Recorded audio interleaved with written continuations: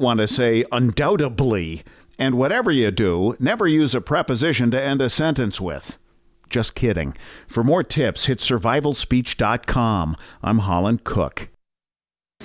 Last night's Victoria's Secret fashion show was a true ratings winner, particularly with men who don't know that actual pornography exists. The angels' feather costumes and silk nightgowns were a hit with 30 to 35-year-old male viewers who had no idea that nude images of all the models are easily accessible on the internet. And the show did equally well with 10 to 12-and-a-half-year-old boys who are going to have their minds blown when they finally get around their parents' internet blockers. CBS executives are touting the broadcast as breakthrough programming for people who are excited by the tops of boobs.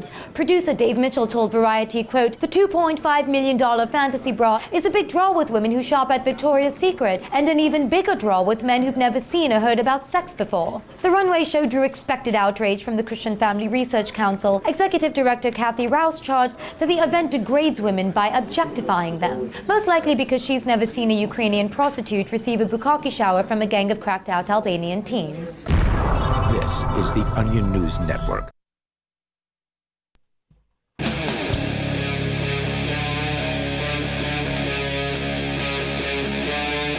Free Talk Live.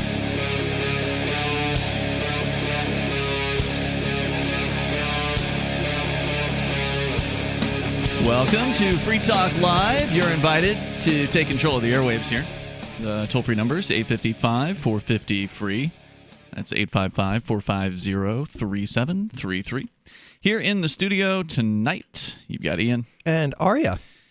Well, it is the it is election night wrap-up episode here of Free Talk Live, and I want to talk about the most important aspect of this so-called most important election, which was clearly Oregon, where they decriminalized all hard drugs in a nearly 60% majority vote yesterday.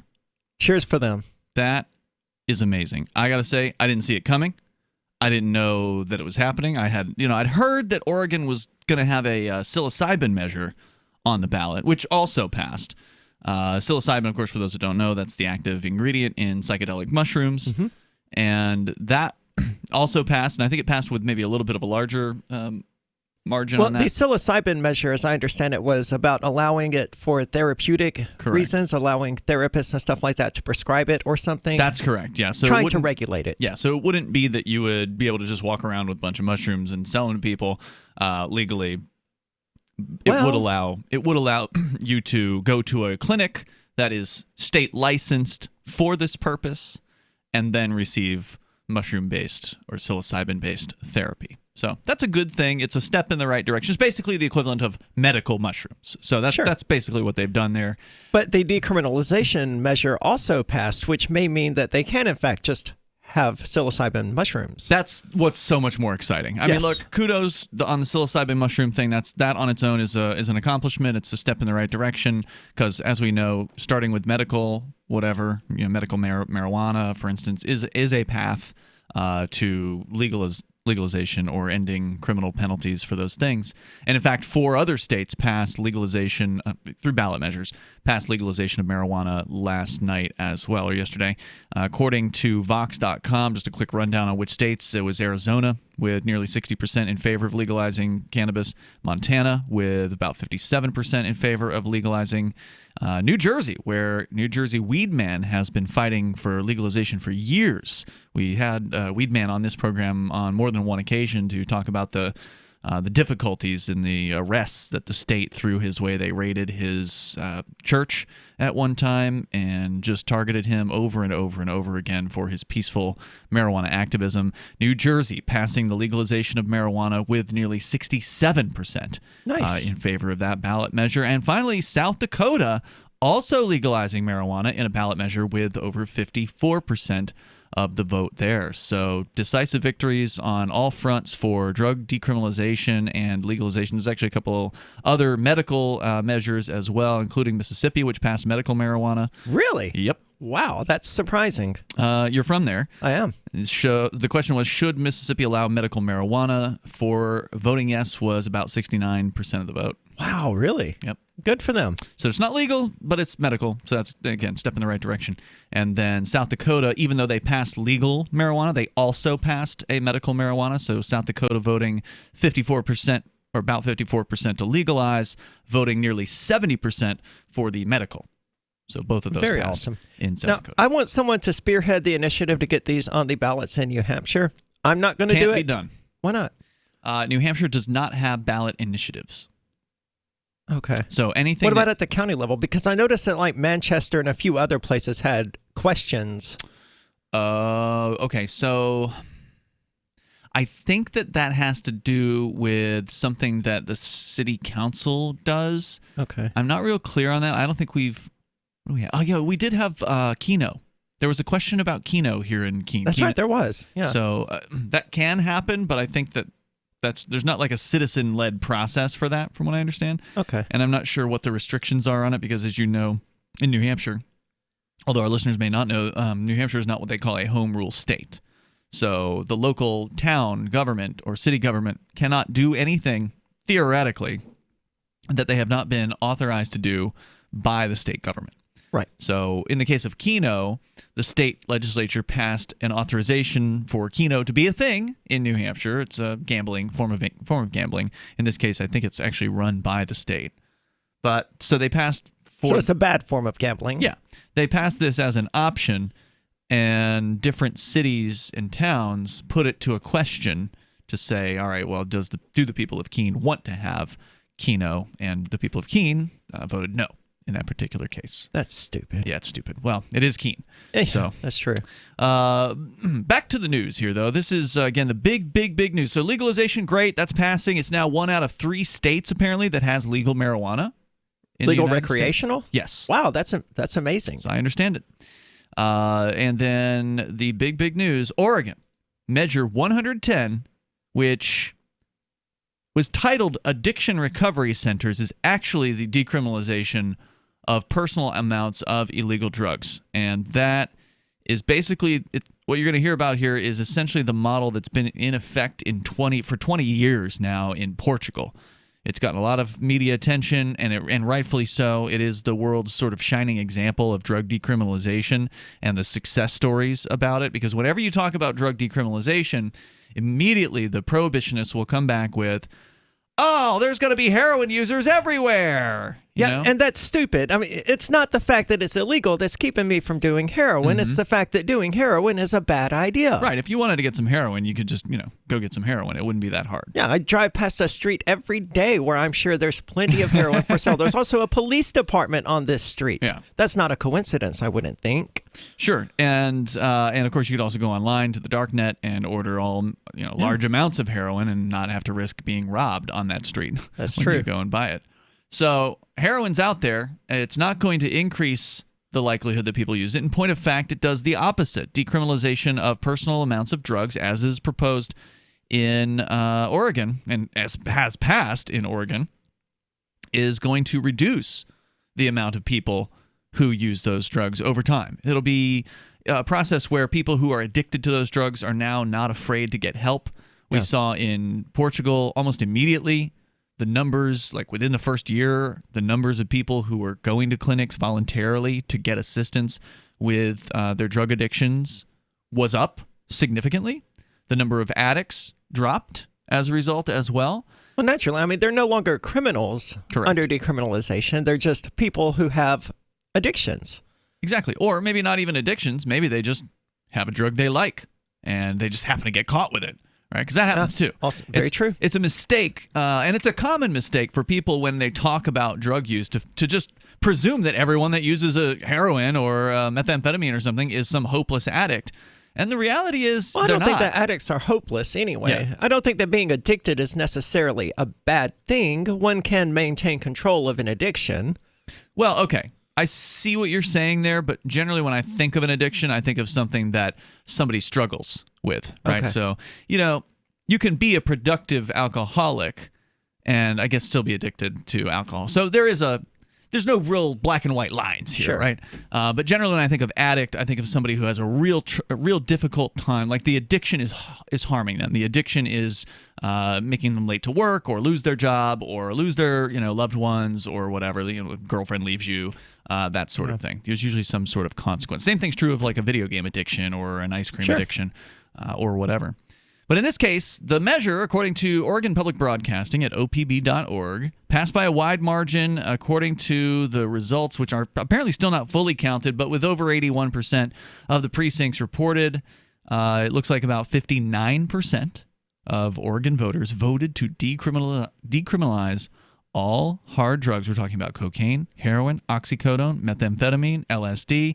I presume mushrooms are going to be in there as well. Well, if they're legalizing or if they're decriminalizing LSD, one would assume that they're also going to decriminalize psilocybin. I'm guessing it's not going to be a list as much as it is just anything you get caught with that would have been a prohibited substance. Anything that's prohibited to sell, for instance, because it is still going to be illegal to sell these things, which is stupid. But again, it's a step in the right direction. What if you use the darknet to buy them out of state? Is it illegal to buy these things?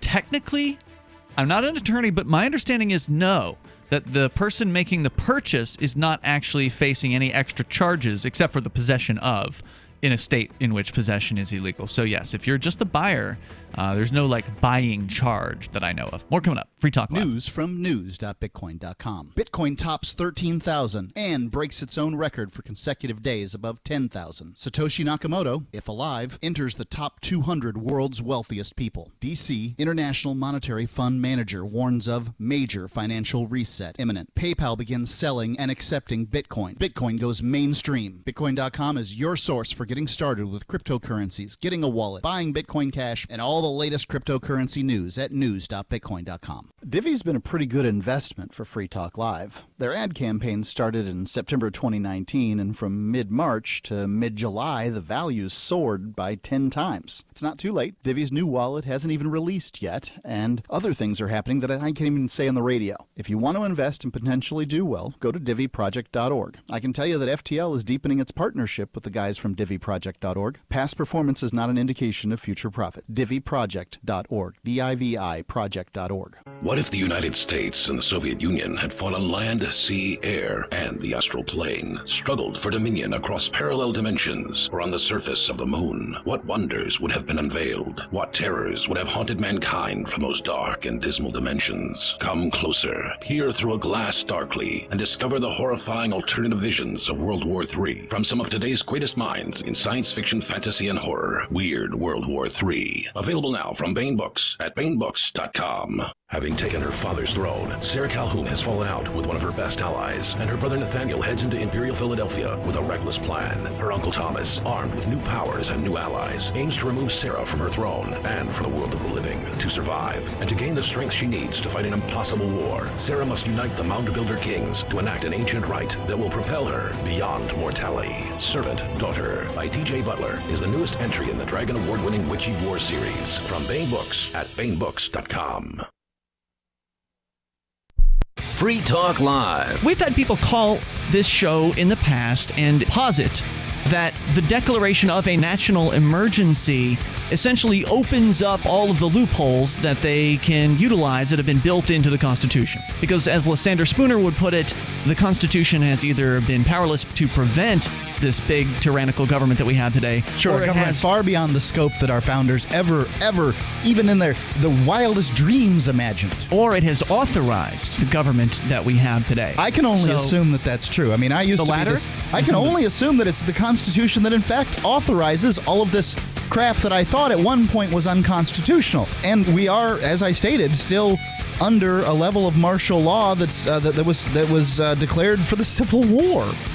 Everything they're doing is legal, as far as I can tell. Free Talk Live, 7 nights a week from 7 to 10 Eastern, live on the Liberty Radio Network at LRN.FM. There are lots of ways to listen to Free Talk Live. Our podcast has been around since podcasts began, and now the FTL feed is loaded with content besides our full show archives. Did you know that we make it easy for you to customize your podcast subscriptions? We have different feeds, one that includes only our full shows, one with just the Daily Digest, and our main feed that includes everything. You decide what you listen to. It's quick and easy to customize your feeds at feeds.freetalklive.com. That's feeds.freetalklive.com. Bitcoin.com has launched a trading platform at local.bitcoin.com, allowing you to buy or sell Bitcoin Cash via dozens of payment methods like PayPal, Venmo, bank deposit, remittances, or meeting in person with cash. There are no ID requirements to sign up for and use the site, and all communications between buyers and sellers are encrypted. Finally, a global trading platform that respects your privacy. Visit local.bitcoin.com to get started trading Bitcoin Cash. local.bitcoin.com. What's up next? Visit the Liberty Radio Network program guide to find out at shows.lrn.fm. That's shows.lrn.fm.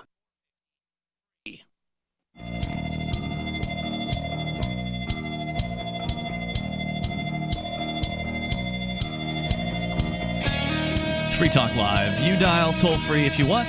The number is 855-450 free like freedom. With you tonight, it's Ian and Arya. We are talking about some of the what I consider to be the more interesting aspects of yesterday's election. I really don't care about who wins on the national level as far as Nor do Biden I. versus Trump. I mean, I will admit that I do kind of want to see the Trump drama continue. You know, I do enjoy him as a troll.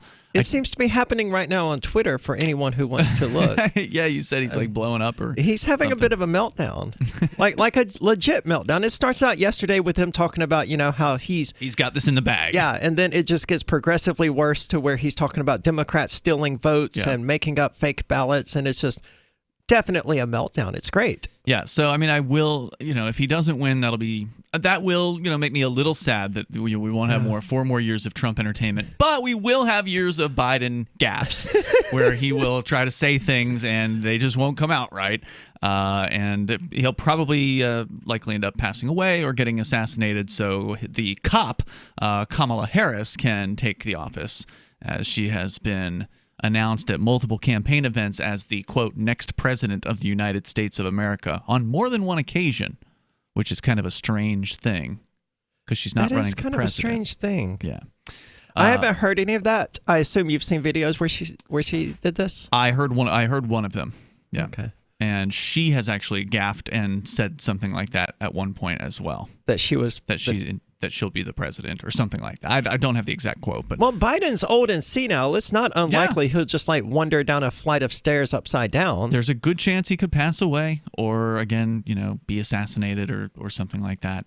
Because maybe whoever, if you believe that there's some group of elites, the Bilderbergs or the World Economic Forum or whoever is actually in charge of things, and that people like Trump and Biden and those folks are just puppets, then they wouldn't want to put Harris in the presidential seat because people hated her, right? Like, she was the first to drop out, apparently, of the Democratic primary back when she was running for president because she couldn't get any kind of groundswell of support whatsoever. So they bring her in as the VP candidate with a plan that Biden's not going to last through the terms, put her into the presidency. It's not impossible. I mean, there are some really dark aspects to humanity, and I wouldn't be terribly surprised to find out that one of these groups is actually planning something like this. It's an interesting theory, right? Again, there's not much to say about that. They're fighting over 3 or 4 states, and it may be days and days and days, maybe even longer. There may be lawsuits. Who knows when there will actually be a result. I hope we never find out who our next ruler is. I hope Trump is the last president that the United States ever has, or the last president that New Hampshire ever has. Hopefully we can see a secession movement come out of this, regardless of whether Biden wins or whether Trump wins.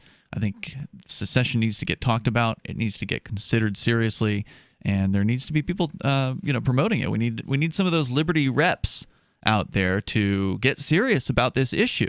It is, because instead people are attacking the Electoral College and saying, oh, well, this system is broken that allows these rural states to have more impact than these large cities, or, disregarding the popular votes results, whatever. Look, that's a band-aid to a broken idea. The broken idea is that all of these 50 states should be led by a single authoritarian entity in the first place. Stop trying to repair that broken idea. So what?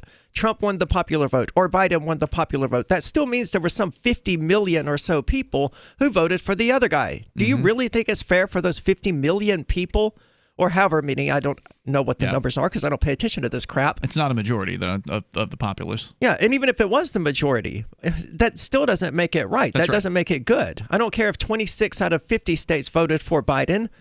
They shouldn't be ruled. The other 24 shouldn't be ruled by someone they don't want to be ruled by. I don't care if it's 48 out of 50 that voted for him. So the experiment needs to end. The United States is a failure, and we're going to see that's going to be getting clearer and clearer, I think, as time goes on. Protests already started in Washington, D.C. yesterday. So the protests that were supposed to happen, that were supposed to start back in September, the folks who had created the Occupy movement back in 2011, Adbusters, came out in the summertime and announced that they were going to do a 50-day-long ongoing occupation of the park across the street from the White House in D.C. It was supposed to start on September 17th, but it never did. They never showed up. There was never any post to Adbusters' Twitter page or anything, any of their media about why it didn't happen, or if it had been postponed or anything like that. It just didn't happen. How do these people just go somewhere and not work for 50 days? Well, a lot of people are out of work right now anyway, but you're talking about folks who are probably on welfare, a lot of them, and so they're, or maybe they're drug dealers or something. I don't know what they're. I don't know. It's a good question because most people have to work. Or they're like rich white college kids who are being supported by mommy and daddy anyway. I could totally do it. And if you don't have to go every single day, right? Like you can go for a few days and go home, and if you have enough people, then you can still keep people in a given area. So what are they protesting exactly? I don't know, actually. Do they know? Presumably Trump would be my guess. But I didn't look at the details. I didn't look at any of their campaign signs or whatever it was that they were holding. I just know that there was apparently at least one arrest last night or yesterday in D.C. across from the White House. So I want to get back to the number one most important issue, which is Oregon decriminalizing personal amounts of drugs. Let me tell you what this ballot measure that is passing right now and is likely to, pass. It's got a solid 59, almost 59% voting in favor of it, with 81% of the precincts reporting. It's Measure 110, and it reclassifies the possession of small amounts of drugs as a civil violation, similar to a traffic offense. So you can get ticketed for possession of heroin. So it's like decriminalization of marijuana here in New Hampshire. Correct, except it's everything. The penalty now is a $100 fine, which can be avoided by agreeing to participate in a, quote, health assessment. So some sort of state-mandated, health class, basically, that they will waive the fine if you go to the class. Presumably this would just be to determine whether or not you're addicted?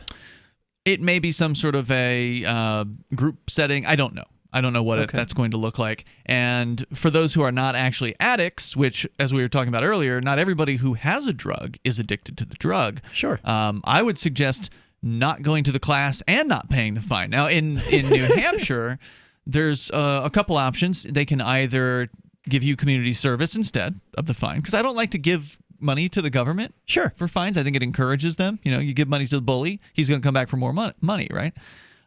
Or you can just sit it off in jail. Now, I don't know if Oregon offers that, but in New Hampshire, it's $150 a day credit towards the total fine. So $100 would be actually just a day in jail. And pretty easy. One night in jail, and can then you you're choose out. the day? Sometimes. It depends on. I mean, if it was for like pot possession, I would imagine so. It depends. It depends on the judge. I think you can, in some cases, do that. I know that we did have, I think it was a couple of the activists here, including Daryl Perry, had done the sort of check into jail sentence where they were sentenced to a thing. They were willing to go to jail for that thing instead of pay the fine, and they were able to negotiate a drop-off date, basically. Okay. Sort of like checking in for the night. Sort of thing. I'm here for my stay at the Cheshire County Spiritual Retreat, please. Do you have my bed ready? In Shea Spiritual Retreat. 855 450 free.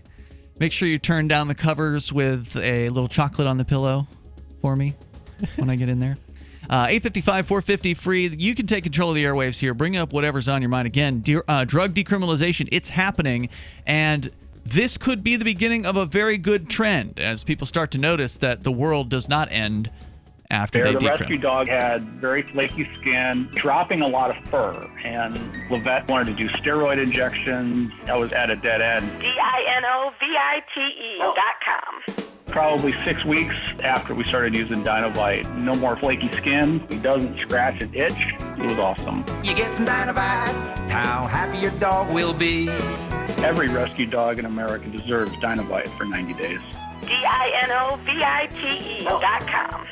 Look, I'm sorry, but you're in for a world of pain if you use Koinomi. The reason is their wallet doesn't support payments. The solution is simple. Let them hear your voice. Message Koinomi on Twitter, it takes 5 seconds, and tell them AnyPay sent you, because they're on the fence right now, and your voice will prove that people care about using Bitcoin for payments. Go tweet at Koinomi now. Or even better, leave a review in the App Store. They really pay attention there. Thanks. Is spreading the message of liberty, cryptocurrency, and peace around the globe worth $2 per month to you? As you may already know, in addition to our internet feed, LRN.FM broadcasts on free-to-air satellite across North and Central America, as well as Sub-Saharan Africa. And we've been available on satellite for free 24/7 since 2010. The LRN.FM free-to-air satellite signal is reaching some of the most oppressive regimes in the world, and there's no doubt our ideas are making an impact. You can learn more about the channel's impact by watching the 3-minute video at fund.lrn.fm. If you'd like to help free minds globally with our ideas of liberty, cryptocurrency, and peace, you can donate as little as $2 per month via fund.lrn.fm. You can help us continue and expand our satellite broadcast to multiple continents. Visit fund.lrn.fm today, and thank you for your help. Don't forget to share the link on social media. That's fund.lrn.fm. Is oral health important to you? If you don't like your own teeth, fresh breath, or kissing people, then by all means, stop listening. Several years ago, I met Jessica Armand, founder and CEO of My Magic Mud, and I became passionate about the product that she created and never want to live without it. It's clinically proven to whiten teeth, but I find it does much more. They want you to love My Magic Mud as much as I do, so they're giving you a money-back guarantee plus 20% off. Go to mymagicmud.com and use coupon code FTL20 at checkout. mymagicmud.com, FTL20. What if you want to hear the latest episode of Free Talk Live, but all you have is your phone, you forgot to download our archive, and you have no data connection? You can call our Listen line at 641-793-0191. That's a long-distance number, so you may incur charges. If not, listen as long as you want. 641-793-0191. The Free Talk Live Listen line, 641-793-0191. I've been told no in many different ways. I give you an order and you're going to obey it. George, you can go this way. You can do that and you have to leave here. You cannot bring signs into the rally. Walk with me. Well, I'm comfortable here, actually. Whoa, Hey. Who do you think you are? Excuse me. There is no video and audio allowed in this office. No, I have work today. You ain't gonna make it. Wait a minute. Hey! Oh my God! Unbelievable! Why are you running from me? Because you scared me. What am I being detained for? You're being served. What is this? You're being served. What is this? Bureaucrats have a funny way of telling people no. That's the sound of the men working on the chain. Derek J's Victimless Crime Spree. Watch it for free and order the Director's Cut DVD at victimlesscrimespree.com. Live video of our key New Hampshire-based shows is streamed on DLive. Please follow and share at dlive.lrn.fm. That's dlive.lrn.fm.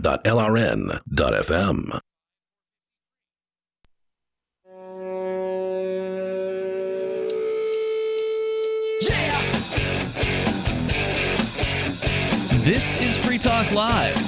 You can take control of the airwaves here. Our number is 855-450-FREE, like freedom. That's 855-450-3733. Also, you can call in on our Matrix server over at chat.lrn.fm. That is where you can call and sound almost like you're sitting here in the studio with us. It's Ian, And Aria. And want to make sure you know about Freedom's Phoenix. It's a liberty-oriented news aggregation site. If you want the newest and freshest stories and perspectives on current events from those who value liberty, then freedomsphoenix.com has them. Their daily dispatch is the best way to stay up to date on science, technology, historical findings, liberty news, government overspending, and the rise of the police state. It's freedoms with an S, phoenix.com. That's freedomsphoenix.com. As we continue here talking about some of what I consider to be the most interesting news, and that is Oregon. The people of Oregon voting nearly 59% in favor of ending a lot of prohibition on drugs. So they're not gonna legalize drugs, but they're going to decriminalize personal amounts of basically every drug out there: heroin, methamphetamine, cocaine, oxys, you name it. So prescription and non-prescription drugs. It's certainly a step in the right direction. I'd rather see full legalization, obviously, but I don't think I would, because full legalization always entails a regulatory structure. So I have to say, I don't consider that full legalization. Yeah, you may not.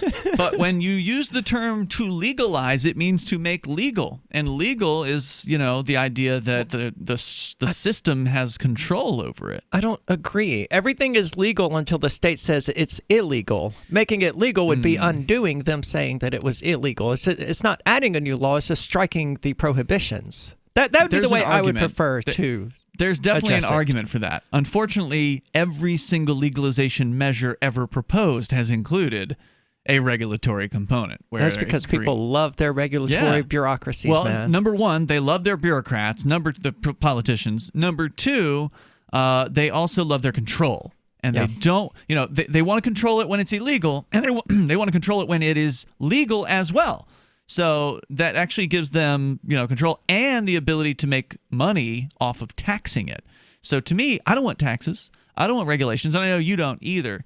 So I always liked, I think it was either Nobody or Daryl Perry who said that drug depenalization would be a good, instead of decriminalization, which doesn't ever say how far it will be decriminalized, because you could decriminalize it just a little bit or you could decriminalize it a lot. Depenalization, the suggestion is you would remove all penalties. I prefer just repealing prohibition. That's a good one. Repeal prohibition. Definitely like that. I also liked Nobody's proposal that if New Hampshire, which has yet to have a legalization measure pass, that if New Hampshire were to legalize cannabis, that what it should do is keep it criminal, but make it a violation with a $1 fine. So you basically make it unenforceable, effectively, meaning that if you get caught selling, it's a $1 fine.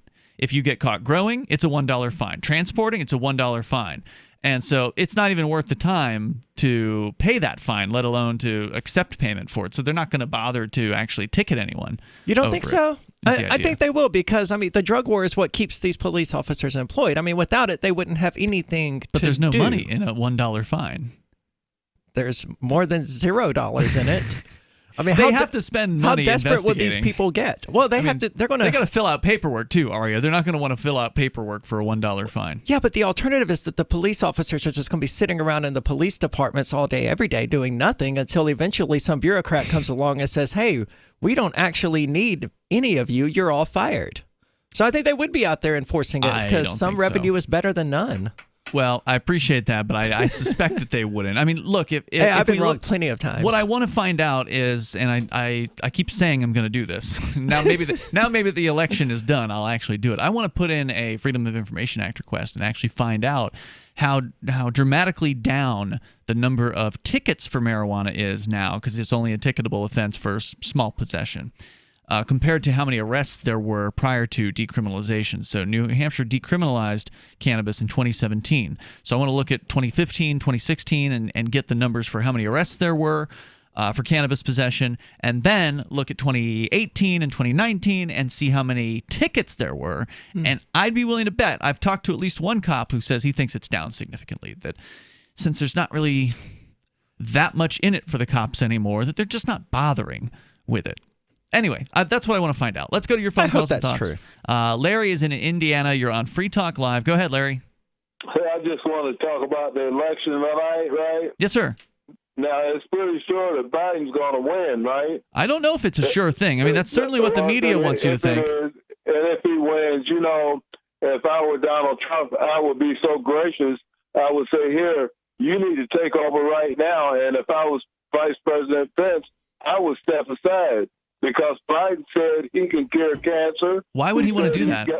Well, I Larry? would do it because people are dying. Biden has the cure for corona. He already said he has a plan. You don't step aside if you're the president, the sitting president who loses a re-election. You are now a lame duck president. And what you do is you do as much sort of damage on the way out the door as you possibly can. And what I mean by that the eternal optimist over here. Well, okay, I'm going to say this. I think that one of the reasons why Trump said that he was going to bring the troops home from Afghanistan by Christmas time is because that's something that he can and would do if he loses the election. So if Trump loses, you don't think so?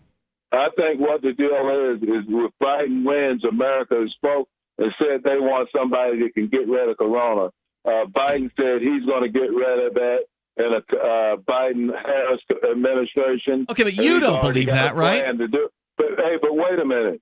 He said he was going to do it. If I were Donald Trump, I said too many more lives been lost from corona. We got a man here that can get rid of the whole thing, and then Trump should just step down. Pence should step down and say, y'all need to take over right now, this very minute, so that you can cure corona and get our economy back in. And number one, he can't do that, Larry. I'm not sure he legally can. No, he can't legally do that, by the way. The system is designed.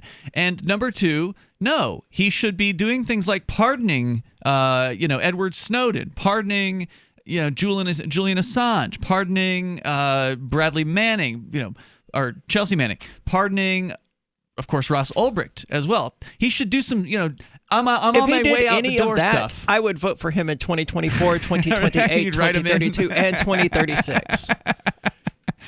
He should do something like that. At the very least, and thank you, Larry, for the call tonight, I think the reason he announced this Afghanistan pullback, like the removal supposedly of all the troops. Well, Obama said that about Iraq, too. I get you, but think about, okay, so here's what Lee, or Peakless Mountaineer, our Sunday night co-host, has said about Trump, and I think it's a great theory. That is that Trump is somebody who's in seek of attention. He is a publicity seeker. He's not as much of a power seeker as your typical politician. You can see that in the way he sort of behaves, right? Like he wants his name on the side of buildings. He's one of those people. He wants the attention. He loves it. That's why he's all constantly tweeting. He's constantly that's true of all trolling. politicians. We didn't have a tweeter like Trump before. He's the first Twitter president, really. But they all want attention, is my point. Not like Trump. The presidents prior to Trump were all career politicians who had years. Bush was the governor of Texas. Barack Obama was a senator from Illinois. I mean, these people are seasoned political hacks. Trump has never been a politician before. He's been a publicity-seeking person. He's been on reality television shows. He's got his names on the sides of multiple buildings. He loves the attention. So the idea is that Trump's motivations are different. Trump wants to be remembered. Trump wants to get attention for being different. And so if he can actually end the war in Afghanistan, then that will be a feather in his cap, right? Then he's the president who ended the 20-year-long war in Afghanistan. Now, mind you, he waited till the end of his term to do it, so it's not like there's a whole lot to celebrate here. But nonetheless, I think it was a strategic move on his part in case he loses the election, that he can, on the way out the door, say, well, I ended this war. Hey, I say bring all the troops home and abolish the military while he's at it. Well, he's not going to do that, but if he wants to be remembered, that's the way to go, Trump. I hope he's listening. 855-450-FREE. That's 855-450-3733. You can bring up what you want. Here it is, Free Talk Live. Silver has always been nature's very own antibiotic, and only one system allows you to generate an endless supply of natural silver solutions. SilverLungs.com. You'll find no wild claims or pseudoscience, just a lifetime of nano-sized pure silver solutions. The Silver Lungs generator allows you to make your own, so stop paying for silver solutions. The unique lung delivery system targets respiratory infections where other silver solutions simply cannot reach. See the Silver Lungs generator and lung delivery system at SilverLungs.com. That's SilverLungs.com. At 58 years of age, I noticed a dramatic energy decline. After a 5-day work week, I had to use one of my days off to rest and recover. I also had cut my gym visits down from 3 times a week to once a week. Since I began using Green Meadow Whey, my energy level has greatly improved. I no longer have to take a day to recover. I have increased my gym visits back to 3 times a week. I'm actually more active and feeling better now than I have in the last 5 years. It's so nice to wake up in the morning feeling good and ready to go. Before trying Green Meadow Whey, I must have tried every whey protein product on the market, and every one of them caused me bloating, gas, and constipation. I've had no such issues with Green Meadow Whey. In fact, I'm sleeping better, my vision has improved, and surprisingly, my emotional and mental state has also improved. I love what Green Meadow Whey has done for me. Green Meadow Whey comes from milk derived from grass-pastured cows. To order, call 888-988-3325 or visit greenmeadowwhey.com. Are you afraid to go to the mailbox because of letter after letter from the IRS? Are they stacking on more and more penalties and interest? By now, you know the problem won't go away on its own. Don't let the IRS chase you to your grave with penalties and interest and liens and levies. You need real help now. I'm Dan Pilla. I wrote the book on tax debt settlement, and I help thousands of people solve tax problems they thought couldn't be solved. I can help you too. Call 800-34-NO-TAX or go to my website, danpilla.com. That's danpilla.com. danpilla.com. On Free Talk Live, we're bringing people to the ideas of liberty every day. From wrestling superstars like Glenn Jacobs. You guys really are having an impact, I believe. Like I said, a lot of where I am now is due to listening to Free Talk Live. You changed my mind on some very important issues years ago. To random people tuning in on the radio. I was kind of stuck in the left-right paradigm. I heard your show by chance on a Saturday night. From there, I went on, joined the Free State Project, and become an amplifier. So, I mean, that's really the reason why I amp is because I know that if it wasn't for you guys being on as many stations as you are, I never would have found the ideas of liberty. Your amp will directly change more lives by getting Free Talk Live in front of people looking for talk radio online and on the air. When you amp Free Talk Live, you get perks like access to the AMP-only Facebook group and AMP podcast. Visit amp.freetalklive.com. Some of you asked, and now we've delivered. LRN.FM's live Keene, New Hampshire studio shows are now streamed in HD on Twitch. Visit our channel at twitch.lrn.fm and give it a follow. If you have Amazon Prime, you get 1 free subscription on Twitch. If you use it on our channel, Twitch will give LRN.FM a monthly piece of your Prime subscription cost. So please watch, follow, share, and subscribe to twitch.lrn.fm. That's twitch.lrn.fm. There are basically 2 types of advertising, direct response and branding. Radio is great for direct response with its low cost to listener ratio, but audio can't be beat for branding, which is a longer-term endeavor. You want to be the first thing that someone thinks of when they think about your product or service. If you have a local business that you want kept top of mind in your community, call the station. If you need national reach, Free Talk Live's got around 200 radio stations, millions of monthly listening sessions, can suit all budgets, and if we don't think we're right for you, we'll tell you. Email me, mark@freetalklive.com. You're listening to the best liberty-oriented audio streamed around the clock, on the air and online. This is the Liberty Radio Network at LRN.FM.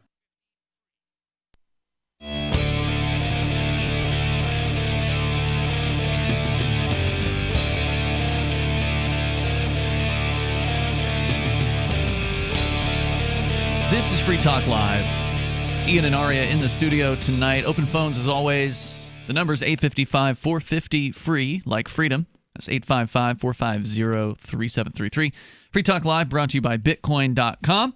You can go to Bitcoin.com, learn about Bitcoin and Bitcoin Cash, get the basics on how to get into cryptocurrency, because cryptocurrency isn't going anywhere. Whether you think it's going to be Bitcoin BTC that's the winner in the long run, or Bitcoin Cash or some other cryptocurrency, it's going to be something that sticks with us.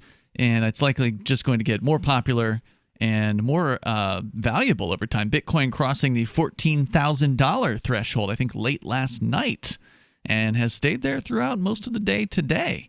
So it's not a record high yet, but it's getting closer. Go to Bitcoin.com. It is. Yeah. I get a big smile on your face, too, for our listeners who are not watching the cams. Well, it's always good news. It is.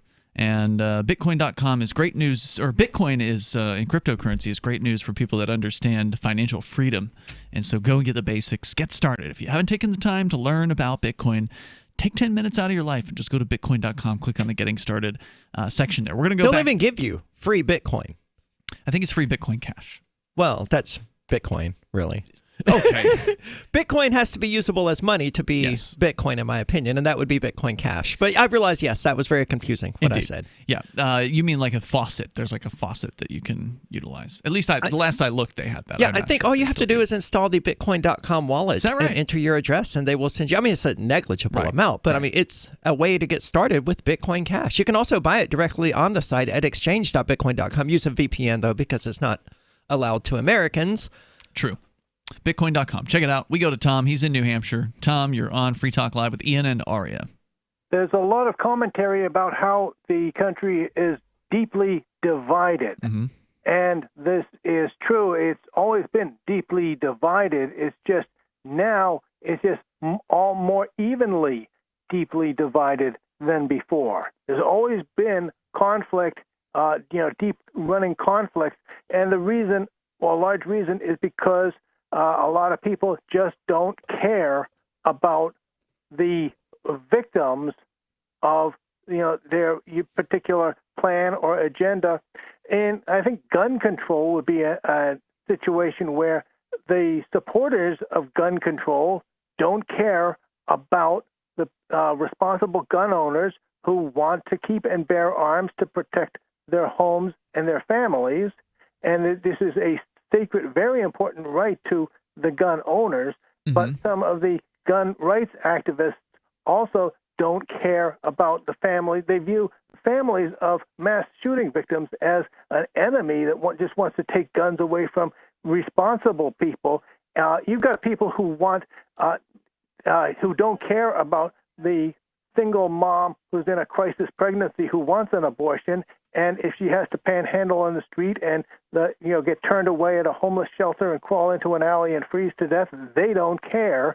But then you've got other people who say, oh, no, you've got to force nuns in a convent to buy health insurance that covers abortion when it's against their religion. It's just they just don't give a fire truck about the plight of somebody else, the victim of what they're doing, and they got to look over. No, they have a vision for what they want to enforce upon society, and they believe that you got to break a few omelets to make what they got to do is break a few eggs. I need more sleep. The chessboard. They got to look over the chessboard for nonviolent solution options, then start respecting other people's rights. Well, unfortunately, that's not going to happen anytime soon. Yeah, they're not interested in that because violence is easier. Yeah, the division. You don't have to think if you use violence, right? You don't have to come up with any sort of creative solutions or talk to people or understand them or anything like that. You can just threaten them. And that seems to be the easy way out, and that's what people are embracing. And there is no fixing the United States. It's over. It's just a matter of when it comes crumbling down. Thank you, Tom, for the call tonight. The best thing liberty-minded people can do is give up on this national politics game. I mean, Jo Jorgensen, nice lady. She didn't really... Well, I don't know. I've never really met her besides a couple of times, but she was nice enough. Of course, plenty of politicians are nice to your face. But she didn't do much worthy of note. I mean, barely cracking 1% of the vote in this particular election, from what I understand. I don't have the final results, but there's an article over at Reason.com claiming she is the second best result in Libertarian Party history, which, again, isn't much to crow about. No, that's pretty sad, really. But we can get back into talk more about Jo Jorgensen here as well. Plus, you've got a story about some sick attack on animals in Denmark. It's extremely sick, man. So we can get into that. It shows how sick human beings really are. Yeah, so we'll get into that coming up here in a bit, too. We'll continue, though, with your calls for right now. We got Dean in Missouri. Dean, you're on Free Talk Live listening to KTUI. Go ahead. Yes. Hey, I just hope, regardless of how this election turns out, hopefully it's Trump, but however, I sure hope that he goes after the Biden boys that are across the waters, you know what I mean? What makes you think he's going to do that? I probably won't, but he started the investigation, which kind of got him in hot water before, but I really wish he'd pursue this. I think we have a lot more. What are the Biden? Enlighten me. What are the Biden children supposed to have done that was so bad? Well, one of them's dead. That would be Bo, right? Mm-hmm. What I was told was Hunter was a drug addict, and we already knew that.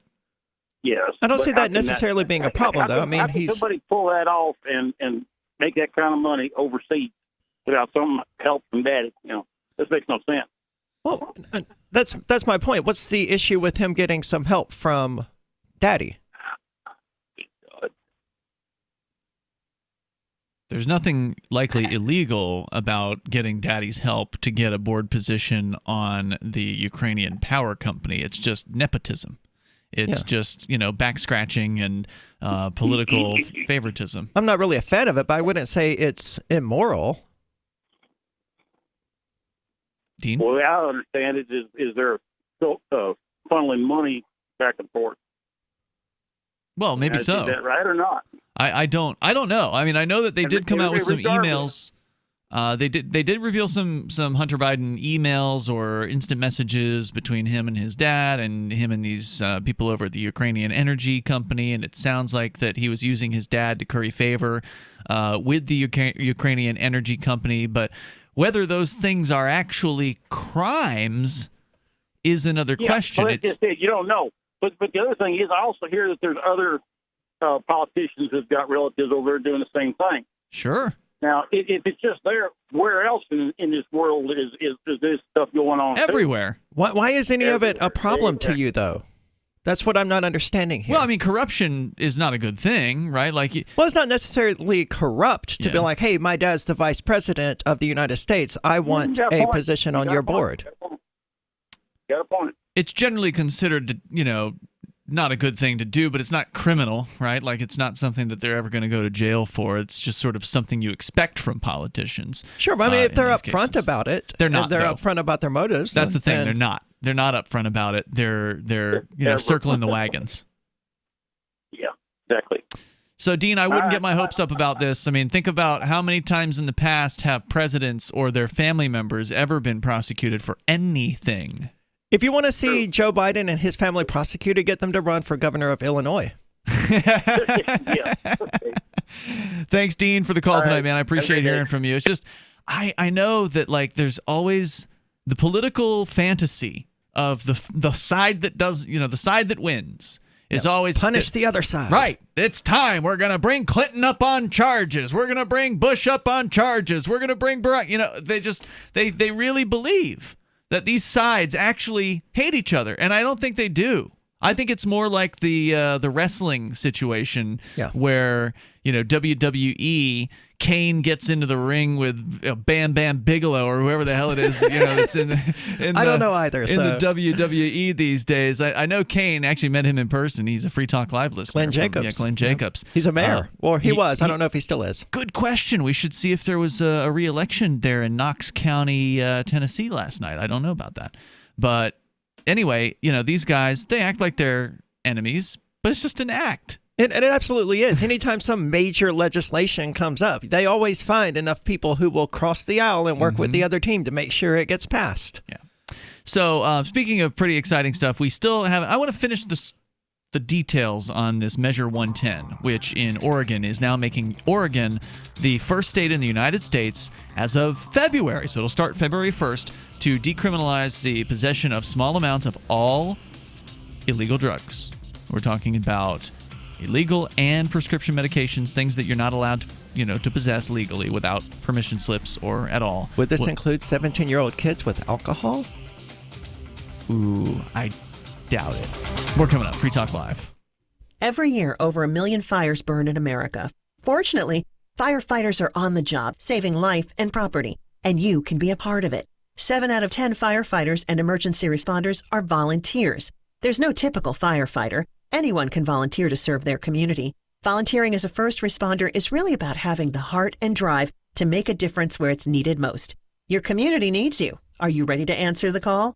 Learn more and find local volunteer opportunities at makemeafirefighter.org. Divvy's been a pretty good investment for Free Talk Live. Their ad campaign started in September 2019, and from mid-March to mid-July, the values soared by 10 times. It's not too late. Divvy's new wallet hasn't even released yet, and other things are happening that I can't even say on the radio. If you want to invest and potentially do well, go to divvyproject.org. I can tell you that FTL is deepening its partnership with the guys from divvyproject.org. Past performance is not an indication of future profit. divvyproject.org. DIVI project.org.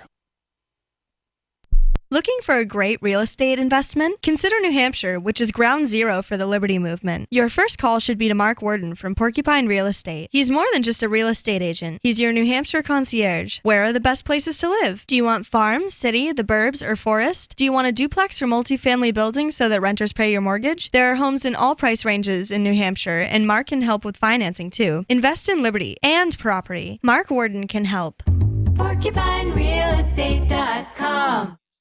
So you've heard all 3 hours of the latest episode of Free Talk Live, and you're still hungry for liberty-oriented audio content? Did you know that we have another 24/7 audio stream at LRN.FM? The Liberty Radio Network airs the latest episodes of some of the best liberty-oriented podcasts on the internet around the clock. In addition to recorded content, you'll also hear live shows like Free Talk Live, originating from our Keene, New Hampshire studio. So listen anytime at LRN.FM. That's LRN.FM.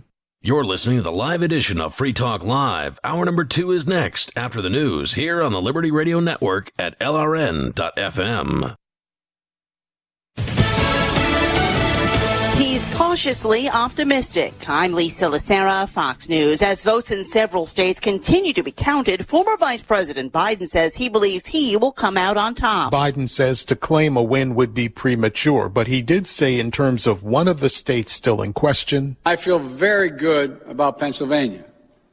Virtually all the remaining ballots to be counted were cast by mail.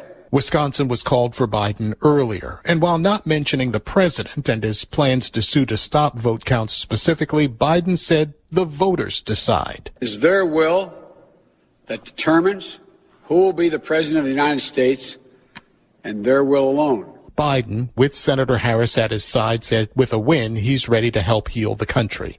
Gernal Scott, Fox News. Earlier, the Fox News decision desk projected Biden will win the state of Michigan, which would leave him just 6 electoral votes short of the 270 needed to win the presidency. The Trump campaign has filed a lawsuit to temporarily stop the tally of votes in Pennsylvania, where 20 electoral votes are up for grabs. 20 years, 30 years, 40 years, 50 years, 100 years of one-party rule leads to corruption of all kinds. Voter fraud is one of the biggest because that's how you keep your power. But we're not going to let them get away with it. They're not going to steal this election. This election gets decided by the people. Trump attorney Rudy Giuliani, the campaign filed a similar lawsuit in Michigan and has called for a recount in Wisconsin. The balance of power in the Senate is still being sorted out, but Republicans did retain a key seat in Maine, with Susan Collins winning re-election. In Colorado, Democrats were able to flip a seat, with former Governor John Hickenlooper defeating Cory Gardner. Democrats have retained control of the House, though Republicans did pick up a few seats. America is listening to Fox News.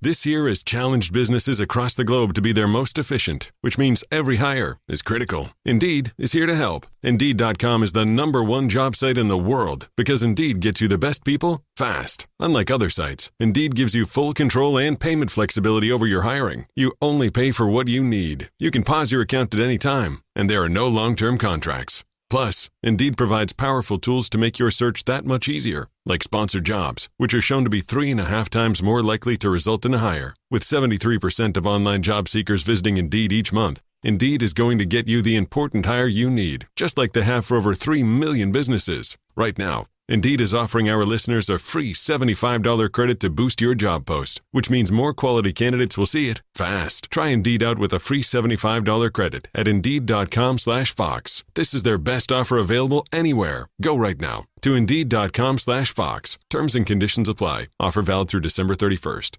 California voters have rejected a measure that would have enforced affirmative action. Proposition 16 was designed to repeal Prop 209. The new measure was going to allow public universities and government agencies to consider race, ethnicity, and sex when deciding who gets admission or who gets hired. One of the ballot arguments listed for the measure said it would fight wage discrimination and systemic racism. Prop 209, which barred affirmative action rules, was passed by voters in the mid-90s.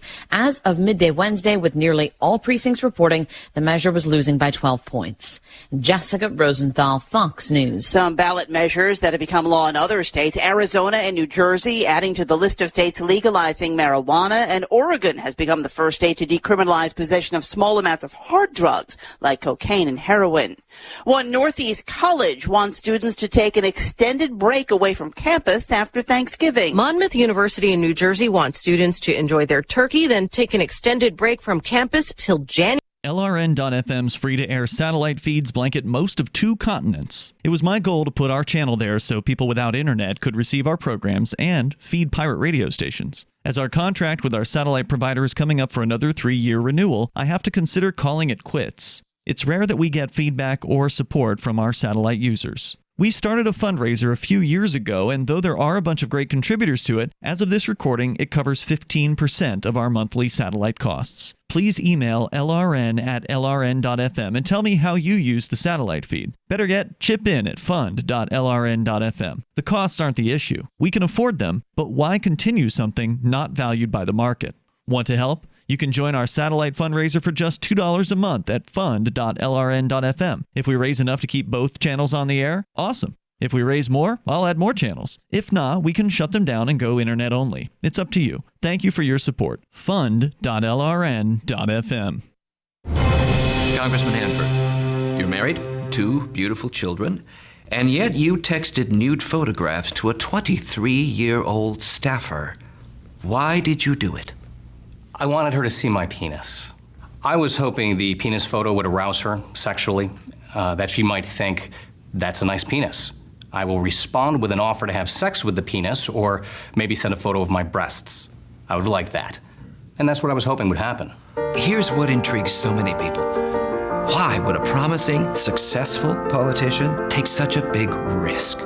I knew I could let down my family, destroy my marriage, and damage the country that I love, but on the other hand, if there's even the small chance of getting off at any time, you gotta take it. The big question, do you plan to resign? No, I'm very good at my job. Plus, it's a lot harder to get women to have sex with you when you're not a congressman. This is the Onion News Network.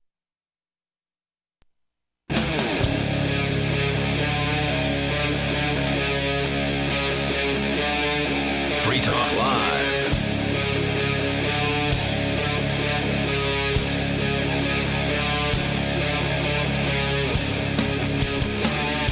This is Free Talk Live, and you can bring up whatever you want here. Our toll-free number is 855-450-FREE. Drug decriminalization passing in Oregon on a ballot measure number 110 with nearly 59% of the vote. Over 80% of the precincts reporting on this, so it's pretty much a done deal. It's Ian and Aria in the studio tonight. Don't forget you can call in toll-free at 855-450-FREE or call us through our Matrix chat server. You'll sound almost like you're sitting here with us. If you do that, you can join the chat server at chat.lrn.fm. There are step-by-step instructions on how to do that. It's a $100 fine starting February 1st if you get caught with small amounts of various types of hard drugs, methamphetamine, heroin, cocaine, oxycodone, and others. Now no longer a jailable offense in the state of Oregon. In fact, it will be only a $100 fine, which you could even avoid by going to some government health class. The measure also funds these health classes, or what they're calling health assessments, addiction treatment, harm reduction efforts, and other services for people with addiction disorders. The funding for those programs will come through the reallocation of tens of millions of dollars generated by Oregon's cannabis tax. The measure is also expected to generate savings in the criminal justice system because of fewer drug arrests, prosecutions, and incarcerations. Those savings would be redirected into a new state fund for treatment and other services. Now, you sighed. Well, I side over the taxation part. Yes. But the rest of it I don't really have an issue with. I don't think the state is really the right entity to be funding addiction treatment and addiction research. I agree. But if the state is going to be doing something, that's probably one of the least damaging things it could probably do. Yeah, I tend to agree with you on that. Also, I do not want to see taxes on cannabis, but it's Oregon. They've been taxing it for most of the last decade. At this point, was it 2012 or something when they 2014 or something when they legalized it, and they've been taxing it ever since. So they've got all kinds of revenue. They might as well, instead of putting it towards arresting people, put it towards treating them. Again, I agree with you. If you have a drug problem, then you should be seeking treatment on your own volition when you're ready to seek that treatment, rather than being ordered to it. Yeah, because if a person isn't ready, then no amount of ordering them to seek treatment is going to change their behavior in the long run. Which is why I actually really like this decriminalization, because it means that if you are not wanting to go and get treatment, it will not be forced upon you. You can just pay the $100 fine. Well, it'll be forced upon you, but very lightly. What do you mean? Well, if you don't pay that $100 fine, you're going to go to jail. If you resist the arrest, you're going to be killed. Sure. But, I mean, as far as, like, you don't have to go to treatment is what I'm saying. So in Portugal, which is what this is modeled after mostly, in Portugal, where they've had 2 decades worth of decriminalization, which is similar, where it's small amounts of personal possession are decriminalized, if you are caught, then what they're going to do is they're going to send you to a treatment center. They're going to send you to one of these treatment classes. And it's not an option to just pay a fine, from what I understand. You have to go to the treatment, even if you don't think you have a problem. In Portugal. Oh, that sucks. Even if you would say, hey, look, I don't have a problem with this. I'm not addicted. I don't need to go to this class. This is a waste of my time. It's a waste of your time. But it's probably that they're paying these treatment clinics. It's some politically connected guy who knows the politicians, who runs the treatment clinics, and he's probably making money on every single person that comes through there. So that's probably why that's happening, but it is happening there. So to give the person with the drugs the choice of either going the fine direction or going the treatment direction is at least an improvement on that. That's true. Yeah. So, again, it'll be funded by the cannabis tax. It's the latest example of the state citizen initiative process being used by national advocates of drug legalization to advance their drug policy goals. This, according to Oregon Public Broadcasting. Drug Policy Alliance, a New York-based advocacy organization, wrote the measure and spent more than $4 million on the campaign for it. Cassandra Frederick, the executive director of the Drug Policy Alliance, said, quote, Oregons understand that we should be treating drug use as a health issue. It's a huge sledgehammer to the cornerstone of the war on drugs. And she's absolutely right. This is going to be the most important thing since the first marijuana decriminalization. This is huge. Because this will happen elsewhere. Colorado will likely be next, and eventually New Hampshire will legalize recreational marijuana. Maybe 30 or 40, 50 years from now, we'll actually have decriminalization of all drugs. But yeah, well, I did reach out to one of the state representatives here, who's a Liberty rep, one of the A+ rated, free staters who's in office, got reelected. I don't know if I'll say who it is yet, but it's a friend of the show. And I said, hey, did you hear about this? And he hadn't heard about this yet. So I said, well, maybe you could team up with one of the Democrats, because there's, or one of the new incoming Republican liberty-friendly state reps we know we have going. Absolutely. But get a bipartisan bill going where you got Democrat and Republican support for decriminalizing drugs. I mean, it could be done. Oh, absolutely. And what's going to really take place... I mean, Sununu would veto it because he's a jerk, but... Well, I don't know if he would. Did he veto marijuana legalization? He vetoed legalization, but he signed decrim. So there's evidence to suggest that Sununu supports decriminalization. Okay. Which is why I think that we should decriminalize down to near to zero penalties. Just keep decriminalizing. Just keep on decriminalizing till there's no real significant penalties for any kind of drug-related activity whatsoever. I'm good with that as a start. Yeah. What I like about all of this is how it kind of proves that conservatives have been right all along and that cannabis is a gateway drug, right? Because first they legalized marijuana. They're like, hey, this isn't really so bad. And now they're decriminalizing everything else. Yeah, and it can't happen soon enough. It's not going to be, I think, an avalanche of states that are going to follow suit in regards to Oregon, but you're going to see some of them. The dominoes are going to start to fall on this, especially after we get another year. So this is going to go into effect in February. So after the first year of this, so come up in February 2022, when we can look back and see the year of 2021, were there more heroin addicts in the streets of Oregon? Were there more people who were, killing themselves with oxycodones? Were there, and it's not going to be the case. Of course not. That's never the case. Right. But that's going to be what they say. That's what the prohibitionists are going to say. Whoa, we can't do this. It's going to make things worse. But it won't. But that's just the fear of liberty that people have. We can't have freedom because other people might do things I don't like. Right.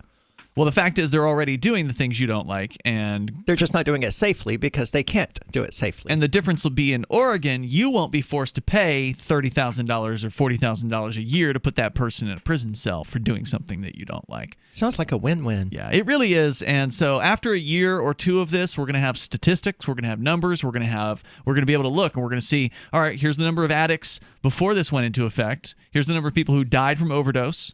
And then we're going to look in 2021 and 2022, and we're going to see that those numbers are going to be different. And I predict they're going to be different in a better way, that there will be fewer deaths from overdose, that there will be fewer addicts, more people will be seeking treatment on their own volition. The number of arrests, of course, is going to go completely or almost to zero. They'll still be busting people for growing and selling and things like that. But as far as possession is concerned, which used to be a jailable offense, no longer that's going to be the case. So all the numbers are going to go in positive directions. People are going to have a better life because the end of prohibition is near, at the very least in Oregon, or it's a good first step. So other states will not be able to ignore that. Other proposals will be made on ballot measures. They're going to keep doing this in other states. It's going to pass in other places. This suggests that people are ready for this. I would agree, and I'm more excited. I mean, what's happened in Oregon is great, and I think in the long run we'll see it happening in all 50 states eventually, but the psilocybin cubensis seems to be further along, being legalized in like Denver, and I think now Colorado and several other states. Several cities as well. I don't think states, but Denver did it, then Santa Cruz did it in California, and then Oakland, I believe, did it, and these are city councils who are passing in unanimous votes to decriminalize or lower the police enforcement priority of the possession of psilocybin mushrooms. Well, if I do run for city council again, that will again be part of my platform. Yeah. Nice. It wasn't last time in 2019. That'd be great. Well, you should make legalize shrooms. Make it your campaign headline, because your last one was "Eat the Rich," and that people found that one confusing. It was meant to be confusing. Yeah. It's like when nobody put our co-host wrote up he put a whiteboard outside his house and he wrote "Nobody is sick" on it, and it made everyone thought that he was sick. Yeah, I didn't understand that one. Right. I was like, wait a minute. What? He was commenting on the fact that he didn't observe anyone being sick from COVID. Right. But it was totally over everybody's head. Toll-free number is 855-450-FREE. That's 855-450-3733. So get ready for the dominoes to start to fall on drug decriminalization. And you know what? You're going to need all those drugs to get through the next several years of this coronavirus crackdown, so you can forget about how bad things are otherwise. More coming up here in moments. This is Free Talk Live. Do you want more businesses accepting Bitcoin Cash and Dash? Now with AnyPay, you earn passive income for every purchase at those businesses. Finally, a financial incentive to spread Bitcoin Cash and Dash. You made it happen, so you receive the rewards. Download the AnyPay Cash Register app and add your cryptocurrency wallet addresses. Then install it at a real-life business and tell us what you did at AnyPayInc.com. AnyPayInc.com.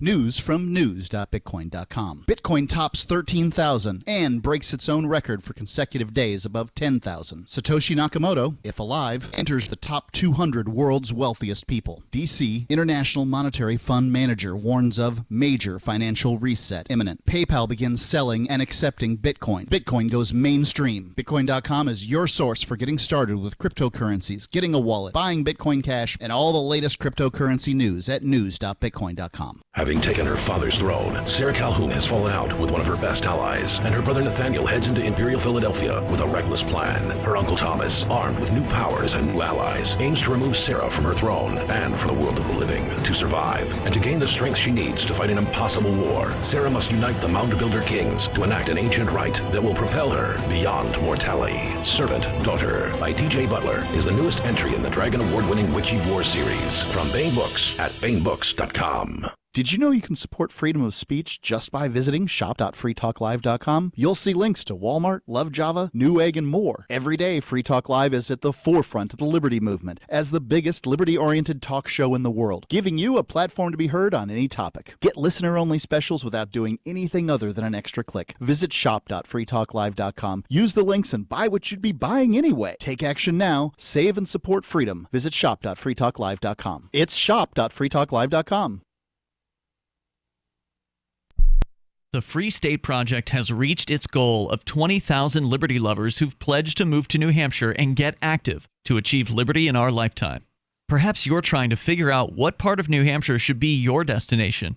If so, consider Keene. You'll find more than 150 reasons to move to Keene at move.freekeene.com. Keene is famous for its historic, publicity-generating activism, as well as being the liberty media capital of the world. It's home to freekeene.com, New Hampshire's destination for liberty activism, news, and opinion. For years, we've been compiling over 150 reasons to move to Keene at move.freekeene.com, where you'll learn about some of what's happening here and what makes Keene a great place to live. If you love liberty, you'll probably enjoy anywhere you end up in the Shire. But do your due diligence first. Please visit move.freekeene.com for the full list of over 150 reasons to move to Keene. That's move.freekeene.com. If you want to know the latest about Free Talk Live before we go on the air, all you need to decide is how you want it delivered. It's your choice. Visit news.freetalklive.com to receive our usually weekly news updates by email. Plus, we have a Twitter account at twitter.freetalklive.com, and you can follow us on the decentralized Mastodon platform at toot.freetalklive.com. So please follow us at toot.freetalklive.com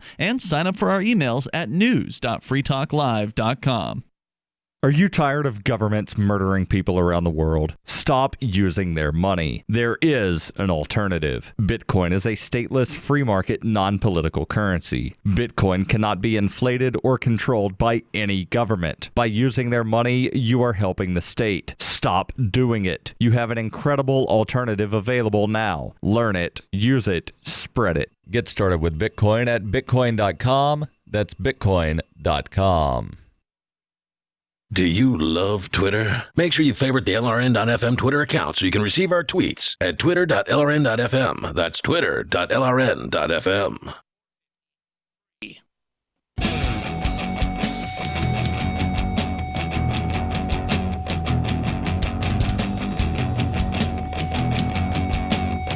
Free Talk Live. Dial in toll free and bring up anything you want. Our number is 855-450-FREE, like freedom. That's 855-450-3733. Here tonight, it's Ian. And this is my son, Bo, whatever. I don't remember what he said.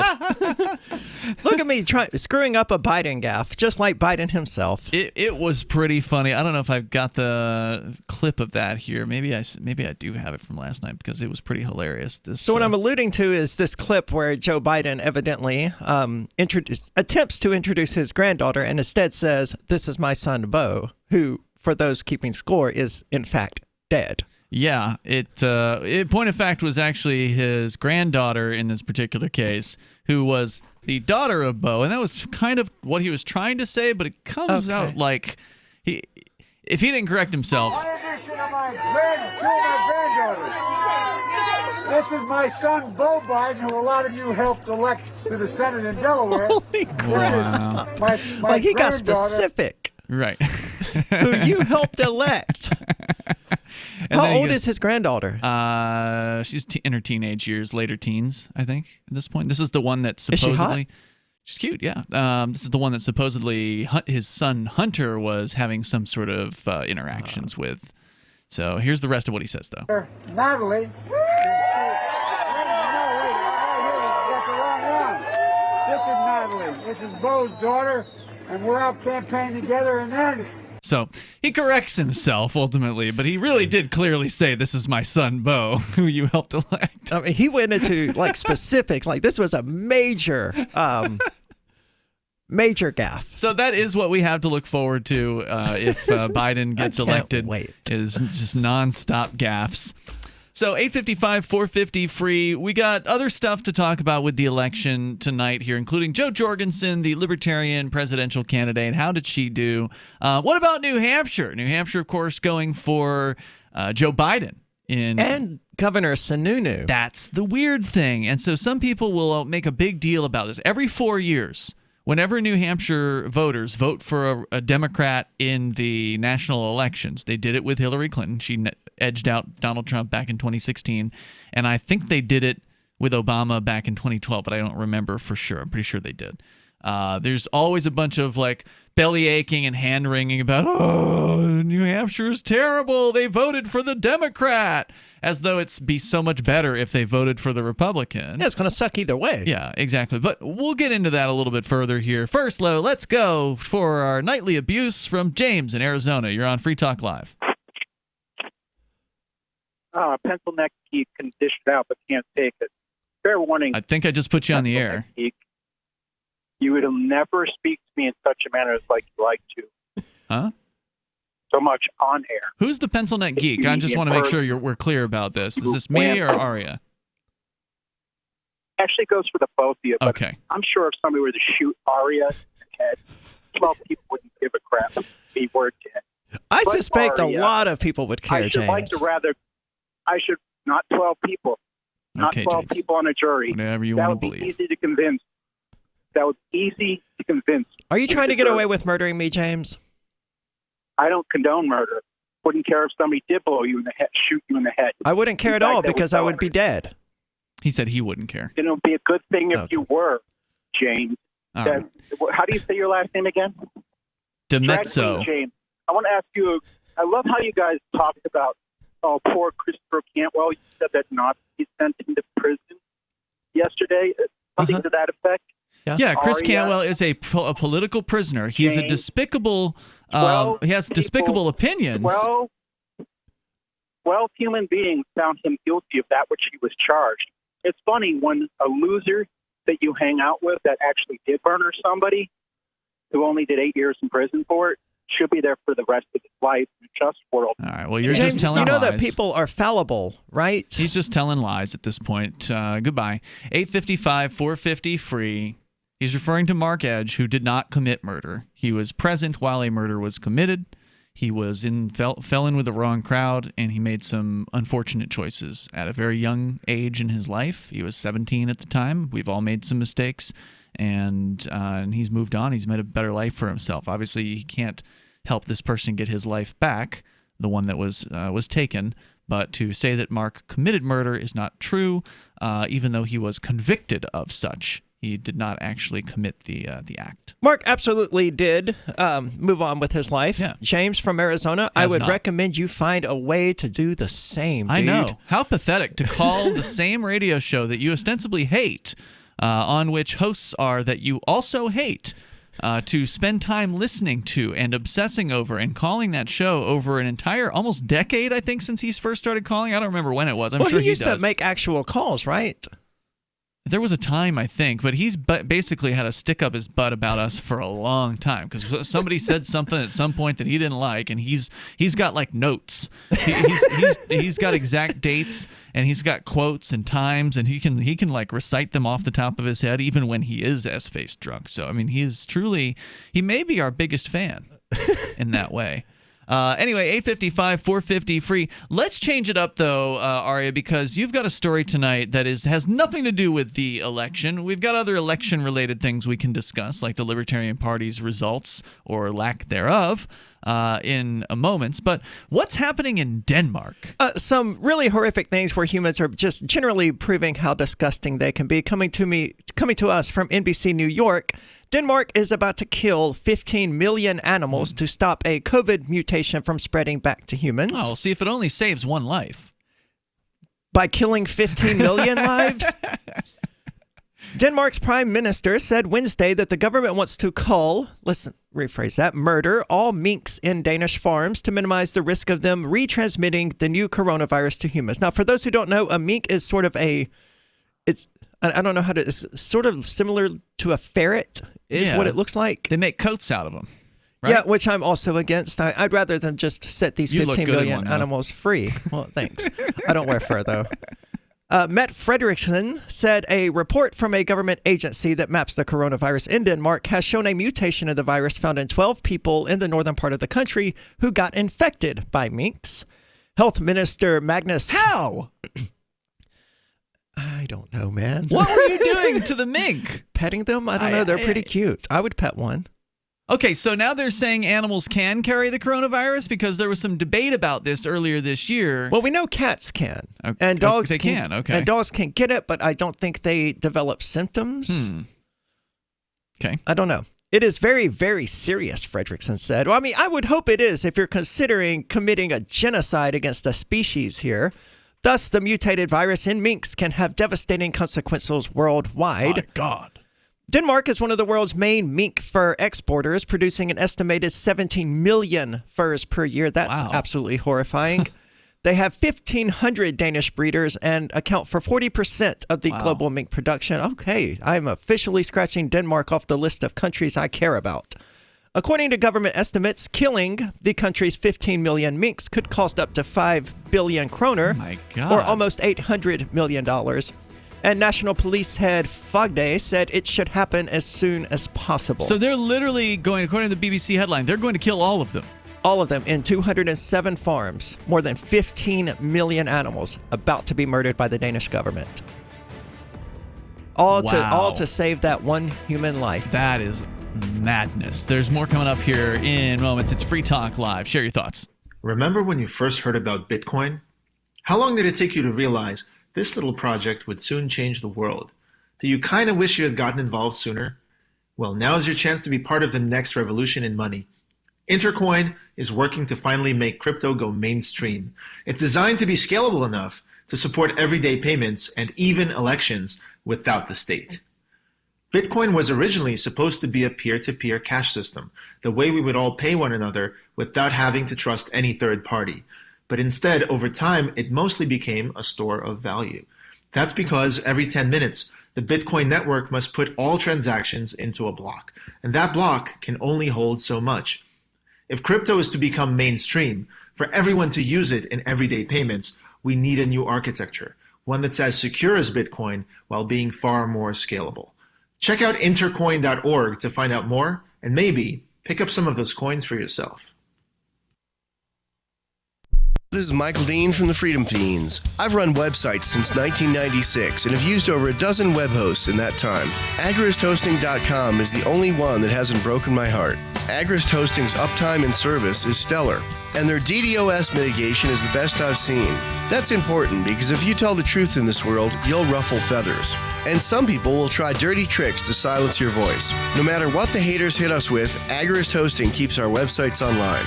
If you have a mission-critical commercial presence or a world-changing activism site, you cannot tolerate any skullduggery.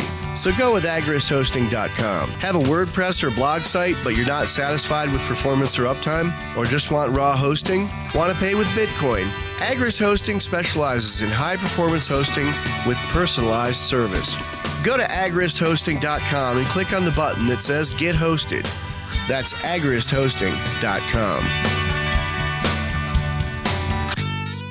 So you've signed the Shire Society Declaration and are planning your move to New Hampshire to be around more liberty-oriented people. Next, sign up for the Shire Society Forum at forum.shiresociety.com. There are a bunch of people there who are already in the Shire, and they want to meet you. If you're already in the Shire physically, you should also come by the forums. Remember, not everyone uses Facebook. New people are signing up for the Shire Society Forum every month, so drop in and say hello at forum.shiresociety.com.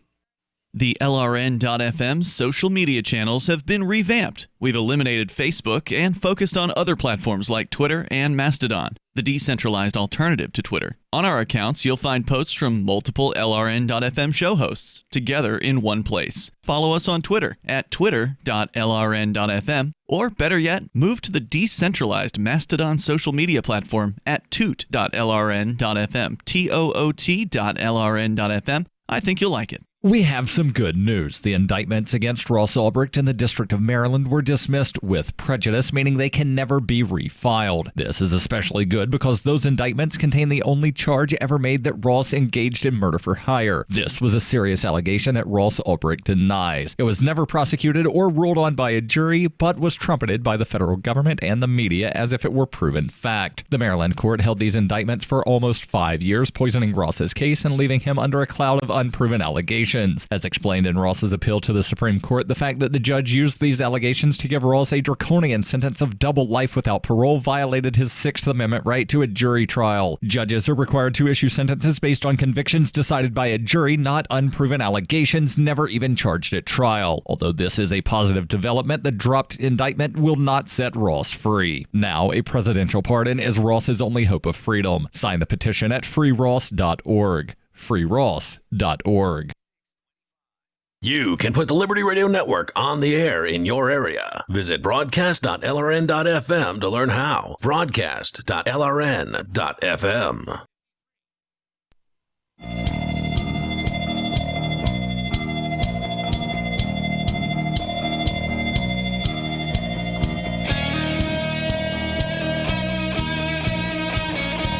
It's Free Talk Live. You can bring up whatever you want. The toll-free number is 855-450-FREE. That's 855-450-3733. With you in the studio tonight, it's Ian. And it's Arya. Arya, you just brought us a really disturbing story about the entire population, basically, of commercially farmed minks, and presumably anyone that's got them for pets, if they find them, probably going to be exterminated in the country of Denmark.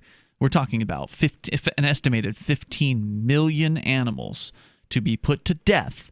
All because somebody, a dozen people, I think the article cited, claims that they caught COVID from a mink. Yeah. Now, I still would like to know how that happens. Did they get bitten by the mink? If so, why were they putting their hands in the cage? What was it that caused this COVID to pass from the mink to the human being? How did that happen? Unfortunately, all 15 million of these minks, they were doomed to be murdered anyway, and have their skin cut off and sewn into someone's coat. Mm-hmm. And that's an issue in and of itself. But killing them as a fashion statement is really bad. But killing them for this other reason en masse is just as bad.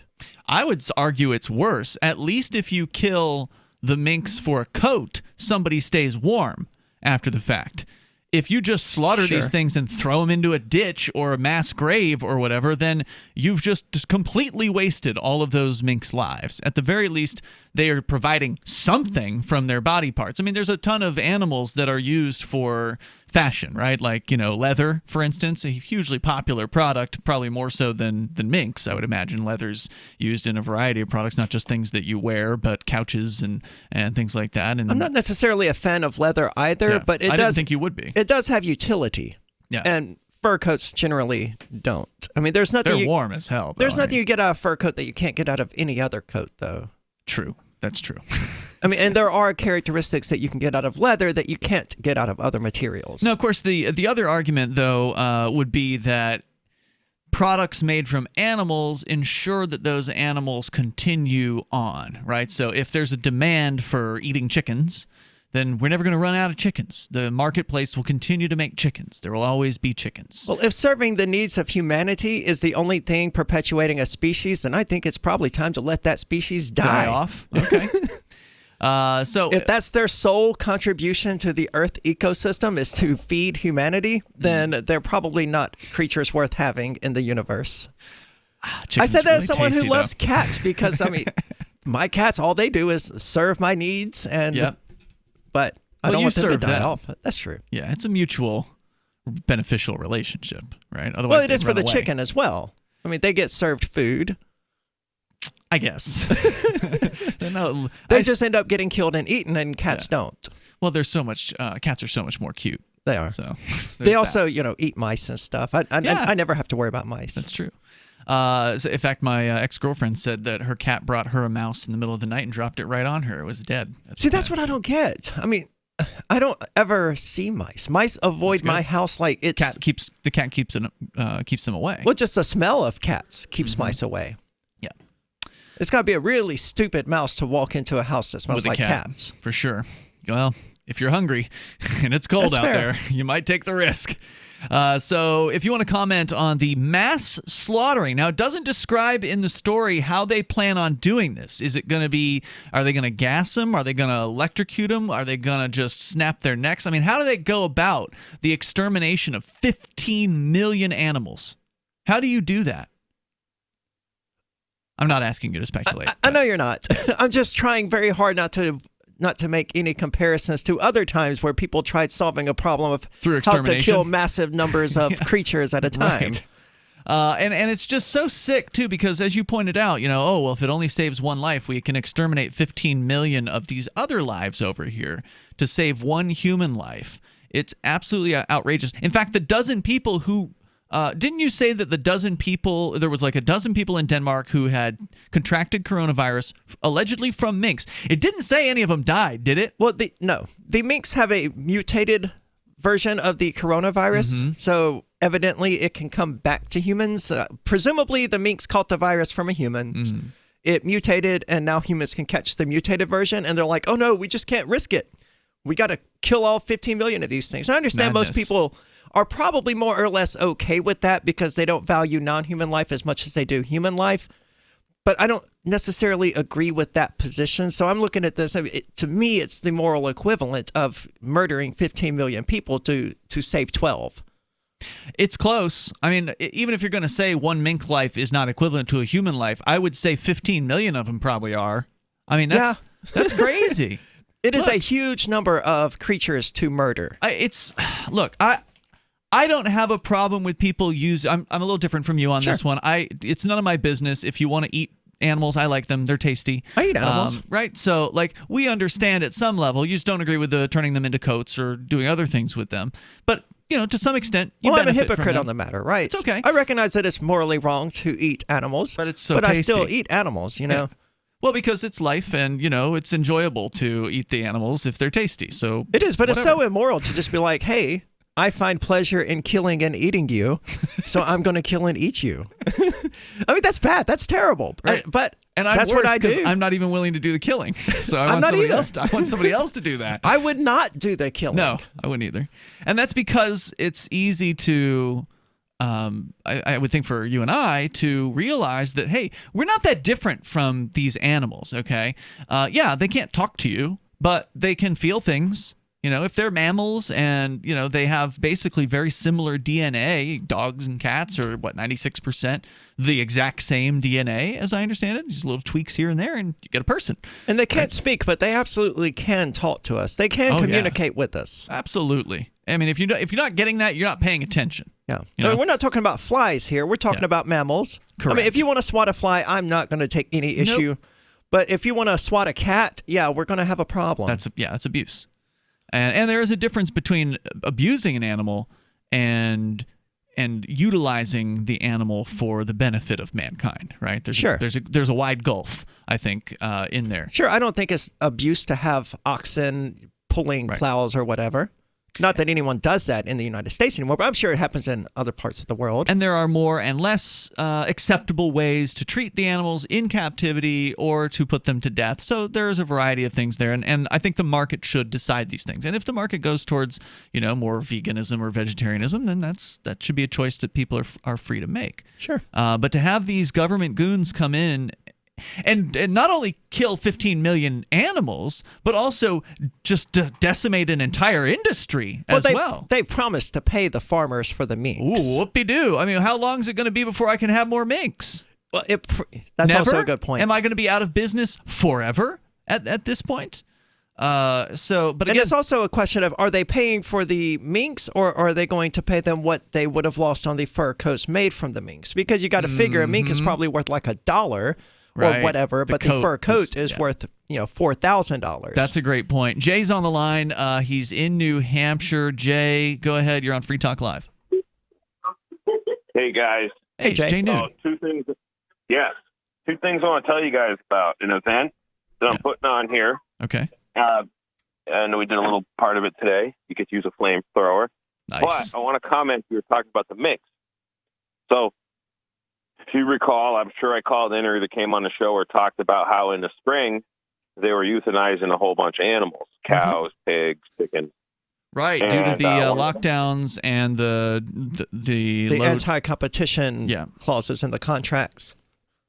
And and the social distancing in the slaughterhouses, they could shut the slaughterhouses down. I highly recommend people check out the Ice Age Farmer on Library. In fact, a lot of really good content's moving over to Library. I enjoy it. But anyways, Ice Age Farmers talk about this food shortage stuff. But one of the guys I made a deal with to go buy a bunch of pigs off him called me up and canceled the deal because he would get sued, like Arya was saying, and anti-competition. And he also wouldn't get paid his insurance. So when you start talking about killing me 15 million minks, I'm thinking that's a lot of mink. Hold that thought, Jay. I want you to continue here in a moment. If you can, stick with us. Jay is here. We'll continue in moments. This is Free Talk Live. The old way of living with diabetes is a pain. You've got to remember to do your testing, and you always need to be sticking your fingers. The new way to live your life with diabetes is with a continuous glucose monitor. You simply apply a discreet, easy-to-use sensor on your body, and it continuously monitors your glucose levels, helping you spend more time in range and freeing you from painful finger pricks. If you test your blood sugar at least 4 times per day and inject insulin at least 3 times per day, or use an insulin pump and have private insurance or Medicare, you might be eligible for a CGM with little or no cost to you. Call U.S. Medical Supply today for a free benefits check. We offer free shipping, 90-day supplies, and we bill Medicare or your insurance directly. Call now and say goodbye to finger pricks. 800-880-1896. 800-880-1896. 800-880-1896. That's 800-880-1896. Attention business owners body slammed by overwhelming debt. If your business is in trouble, hassled by creditors, if you're frustrated, finally fed up with big business bailouts while your business has been left for dead, please listen close. There's a brand new fast-track bankruptcy. Some have even called it the biggest small business bailout in American history. Designed for individuals and their businesses. And look, almost no one knows about this yet. My attorney wasn't even aware of it. The truth is, beating the system has never been easy because it's rigged in a sense against the little guy. But here's the jaw-dropping news nobody's talking about. They've literally just changed the system so that you can beat it, but only if you understand how the new game has to be played. Find out if you qualify at pocketsoflight.com. This government-backed small business repair program is still legal, but may not be renewed after the election. Fight back fairly, fight back ethically at pocketsoflight.com. Join liberty-minded voluntarists, anarchists, and libertarians from June 28th through July 4th for ForkFest 2021 at Rogers Campground in the beautiful White Mountains of New Hampshire. ForkFest happens the week after the Porcupine Freedom Festival, and ForkFest is decentralized, which means no one is in charge. That also means there's no ticket cost.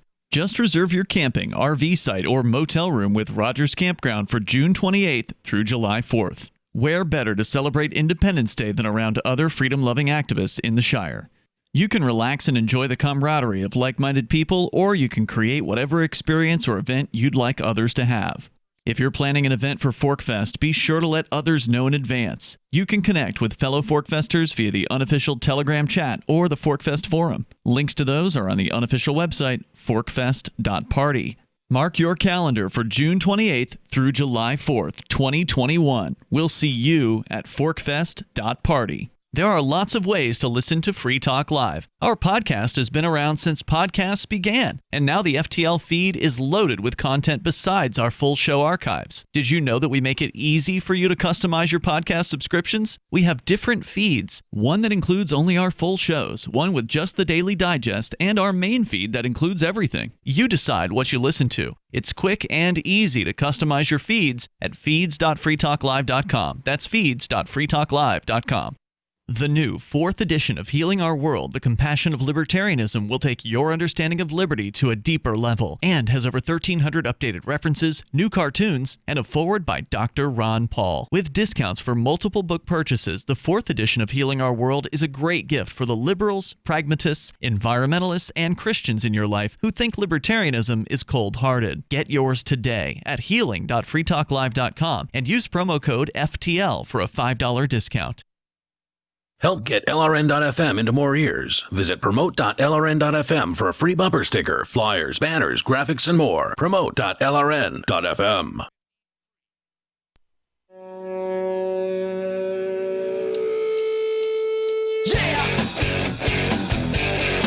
It's Free Talk Live. You dial in toll free. Bring up whatever you want here. Our number is 855-450-FREE. That's 855-450-3733. We've been talking about some of the big news out of the election. The biggest news got to be Oregon, where they are decriminalizing all hard drugs. So kudos to them. About almost 60% of voters voting in favor of a ballot measure there. It's Ian and Arya in the studio tonight, but also in really sad news out of Denmark. Basically, an entire species of animal is going to be exterminated. The mink population, essentially as many as 15 million lives, are going to be snuffed out in order to save just one human life. That's ultimately what it boils down to. Yeah. Right. It's because evidently these 12 people who have this mutated version of COVID-19 or whatever aren't dying from it, presumably. So, who knows? Maybe this mutation is even less deadly than the other one. Could be. They're not even gonna find out. They're gonna go ahead and just kill an entire 15 million little minks. Not to save one life, but to potentially save one life.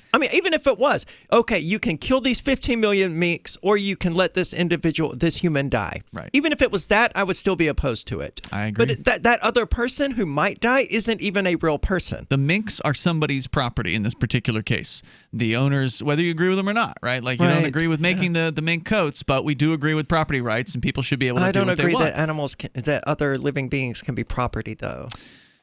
Well, unfortunately, most people disagree with you. No one agrees with me. On that. I get it. Look, hey, I kind of agree with you on it because I've always treated the animals in my home as though they were free to leave. So I never treated them as though they essentially were my ward, in that I have the responsibility of taking care of them, because as long as they're in my home, if I don't feed them, they will starve to death. So, I feel like I'm obligated to take care of them. You don't want that. No, exactly. But ultimately, if they don't like their experience here, if they don't want to stay here and they want to leave, then they can leave. Yeah. If my dog wanted to run away, she could run away, and okay. But she never wanted to, because it's a pretty good experience living here. So, it's a mutually beneficial I like that way of relationship. looking at it. Yeah. Words rather than pets. I don't like the term pets anyway, but words is a good way of looking at it. I always walked her with a collar on where she was always able to slip out of it anytime she wanted to. Like, it was large enough to where it was not tight on her neck. It was always, it still looked like I was walking my dog to anybody that was looking at it. But if she really wanted to, she could just back out of that collar anytime she wanted to and take off. And, she never did. Of course not. There was times early on when she would do it and just run around a little bit, but she was still wanting to stay with me. She just wanted to play, basically. Right. So, and the same thing's true of the cats that I've had too. Like, there was one cat that Ravage. He would leave the house on occasion. Like, he'd get out and then he'd kind of like saunter down the porch and just lay down. He didn't really want to run away or anything like that. He just wanted to go outside for a little bit. So. My cats occasionally want to go exploring, but since I live off of highway, I don't allow them to do it. If they genuinely, showed me that they wanted to leave, I would let them leave and let the consequences happen. But there's no chance of that. They're just curious and they want to see what is happening when I go outside to smoke or whatever. Jay is back on the line, or still on the line with us here in New Hampshire. Jay, you wanted to comment on the mass mink killings planned in Denmark. Go ahead. Yeah, so this is quite similar to a few things that have been going on recently. So in the lumber industry, there's a YouTube video I watched about 4 months ago. I forget who did it. But in the past year or so, 70 lumber mills have been torched in North America, United States and Canada. And lumber is a huge industry. One of them was torched right here in Henniker, New Hampshire. Considered arson. When you say So- torch, does this mean like shut down by a government bureaucracy, or do you mean some activists or something are torching them? These things were set on fire. So there was over 70 of them that burnt. Something like more than 50 of them are confirmed arson. Others are suspect. But in the lumber industry, there was such a backlog on lumber, and lumber was so cheap a year ago. Like you could buy a 2x4 for like $1.95, an 8-foot 2x4 if you bought many of them. Right now, that same 2x4 is like $8. Yeah. And so what happened is basically all the inventory of lumber got burnt up because it was so backlogged because of all kinds of stuff. Same thing was put like a lot of farms out of business as the government subsidizes this particular, commodity in the marketplace, whether it be corn, lumber, milk. And so a bunch of money dumps into it because it's all government backed. So they start, a bunch of hedge funds dump into whatever it is the government subsidizes. It's just like when they subsidize insurance, that's what makes insurance so expensive. But what it does with food is it makes it dirt cheap that it actually starts putting producers out of business. So what does that mean for the minks? You lost me. Oh, so they're probably not selling that many mink coats right now, and they need to do something with these minks, and they need to cash them up, and they probably are doing some kind of either insurance thing or government bailout to kill the 15 million minks to get their money. That's a terrifying point I hadn't considered. I imagine that in the grand scheme of things, fur's coat sales are probably down because fur is not very popular. Yeah, but they were making. They were making sales, right? That's why they have 15 million minks around, is because they do still have people buying these things. But what you're saying is you think that the mink manufacturers are actually secretly behind this mass culling? Well, possibly because they have nowhere to go to minks. Now, here's the thing. How long does it take to raise a mink from birth to harvest? Well, I don't know. Is it, months? Is it years? And like what the slaughter industry is, when the cows and the pigs get too big for the commercial slaughterhouses, they can't do anything with them. It doesn't work with their operation. So if there's a big slowdown in basically kill line in these places, they can't use them because they're too big. Mm-hmm. So that's why they get real cheap. But before I run out of time, I want to comment on an event that myself and Luke Radowski and Silver Dave are doing this weekend. It's a 2020 bash up. You want to release some steam and use a flamethrower, shoot a rifle at a car this Saturday. And if you go to wearechange.org, it's right there somewhere. I believe it's right on the beginning of his website. Now, wait a minute. Is this a real flamethrower or one of the Boring Company flamethrowers? No, this is a real handheld flamethrower. It has approximately almost a 30-second, I use it for the first time tonight, actually. How far does it throw the flame? About 25, 30 foot. Damn. I've got good news for you, Jay. So you can order these flamethrowers online. Don't ask me how I know this. That attach to drones that can shoot flames up to 70 feet. What? For about $700. Oh, man. That's can sweet. Build a flamethrower pretty cheap. It's literally like a $39, fuel pump out of some whatever General Motors car. I would trust you to build a flamethrower. I would not trust myself, though. But it's something you can totally do. That's cool. I think flamethrower. Everybody shot a gun. It's great for snow removal here in New Hampshire. I can tell you that. Plenty of people here in New Hampshire have shot guns, but how many of them have shot a flamethrower? I gotta say, it's very attractive, Jay. What time Saturday? I think it starts at noontime, but you got to buy a ticket on wearechange.org. Arya, if this is an event you're interested in, I'm going to send you a message in a minute for a direct link to the page if you guys want to put it on show prep. But shoot me a link. Very cool. I will. Jay, thanks for the insight into the mink killings here. Really appreciate hearing from you tonight, and appreciate the call. Let's go on to JT. He's calling from Pennsylvania, listening online. Go ahead, JT. Yes, hello. I just wanted to talk about puppy mills and then the legalization for the first time of pit bulls in some certain state. I don't even know. But the thing is that they're doing basically the same thing as, killing millions of mink. I mean, nobody wants to wear a mink coat anymore. But that may be here nor there. Yes. But my point is that these puppy mills in the United States still exist. These what exist? Puppy mills. They're breeding. What? She was asking what you were saying. The words are puppy mills, and have you heard of these things before, Arya? It's basically where these are illicit puppy breeders. No, they're basically. not illicit. No, they're completely legal. But it's a place they're where completely legal. And Ian, let me just say something. I'm not defending them. I was just saying they're legal. I was going to continue by saying that generally they're considered to be abusive towards animals. Absolutely. Yes. Listen, let me say one thing, and then I'll hang up. I mean, the most derivative paper guide to whatever it is in this post-paper world that we live in is that you've got people saying, you know what, I've got dogs, let's go get them. Now, I'm not saying they're bad. I'm not sure what you're trying to say, and I don't want to keep you on to try to figure it out, but I thank you for the call. Puppy mills are bad. I will agree with you. More coming up. It's Free Talk Live. Maxwell, he was a runaway into rescue, great disposition. About 9 years ago, he was scratching a lot, and he started losing some hair. My vet, she said, oh, he must be allergic to the chicken. Another vet said, it's the grain. Third vet, she says it's the weather, something in the air. And then somebody said, DINOVITE.com. I had been listening to these Dynavite ads, hearing about different stories of different people, and it just clicked. I got my first 90-day supply, and it took a grand total of 2 weeks. And the dog stopped itching, the hair stopped falling out. Dynavite is nutrition. And Maxwell loves it. Now he's close to 10.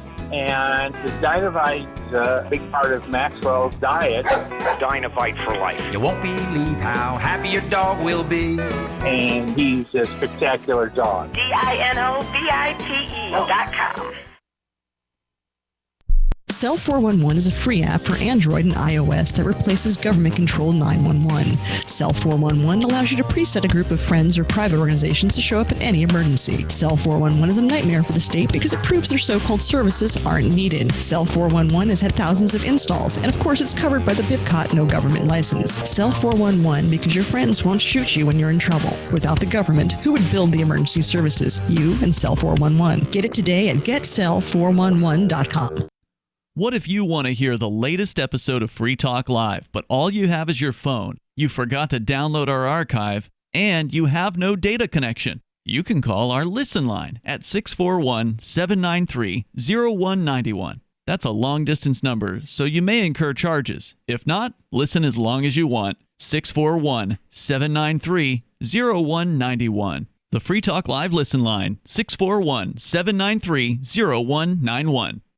You're listening to the live edition of Free Talk Live. Hour number 3 is next after the news here on the Liberty Radio Network at LRN.FM.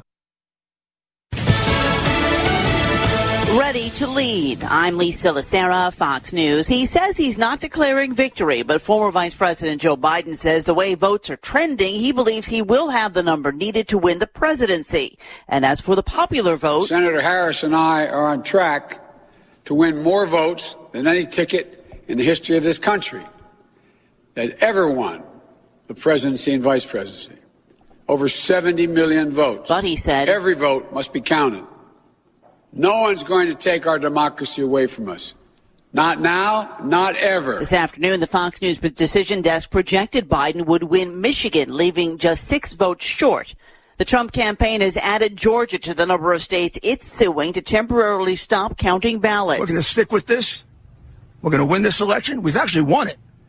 Just a matter of counting the votes fairly. The Trump attorney, Rudy Giuliani, the campaign earlier announced suits against Pennsylvania and Michigan and has asked for a recount in Wisconsin.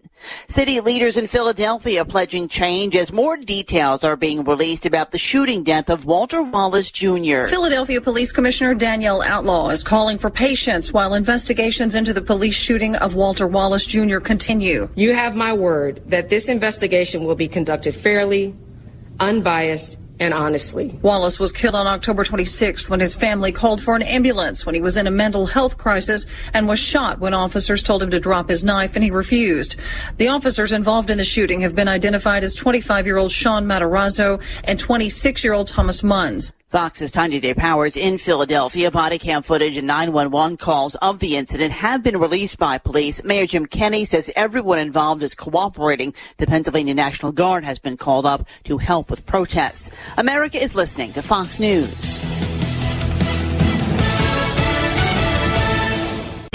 This year has challenged businesses across the globe to be their most efficient, which means every hire is critical. Indeed is here to help. Indeed.com is the #1 job site in the world because Indeed gets you the best people fast. Unlike other sites, Indeed gives you full control and payment flexibility over your hiring. You only pay for what you need. You can pause your account at any time, and there are no long-term contracts. Plus, Indeed provides powerful tools to make your search that much easier, like sponsored jobs, which are shown to be 3.5 times more likely to result in a hire. With 73% of online job seekers visiting Indeed each month, Indeed is going to get you the important hire you need, just like they have for over 3 million businesses. Right now, Indeed is offering our listeners a free $75 credit to boost your job post, which means more quality candidates will see it fast. Try Indeed out with a free $75 credit at Indeed.com/Fox. This is their best offer available anywhere. Go right now to Indeed.com/Fox. Terms and conditions apply. Offer valid through December 31st. Election Day saw people stocking up on guns and ammunition.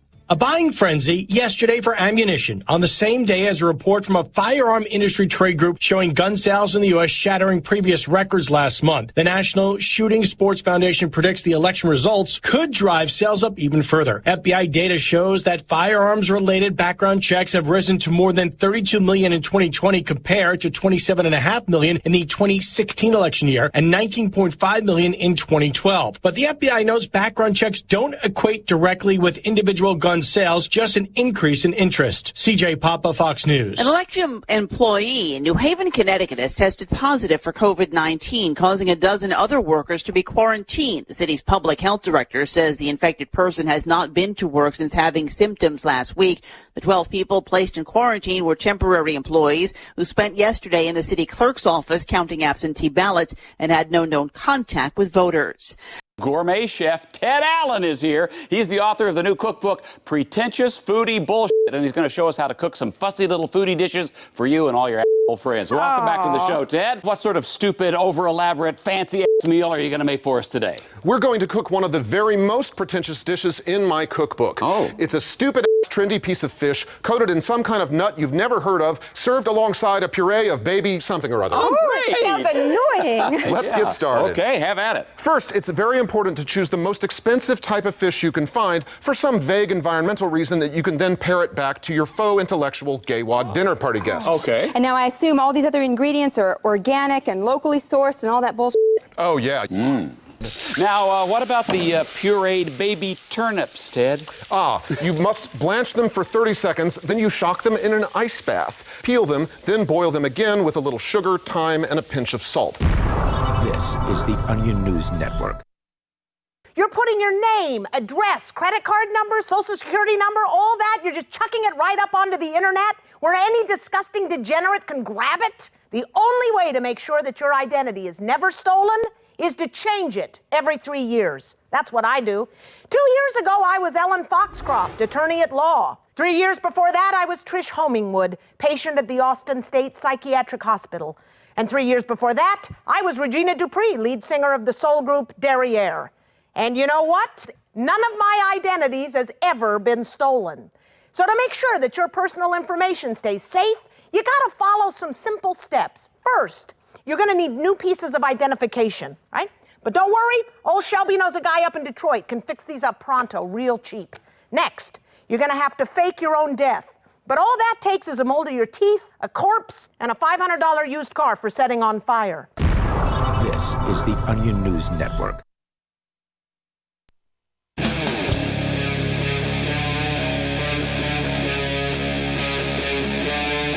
Free Talk Live.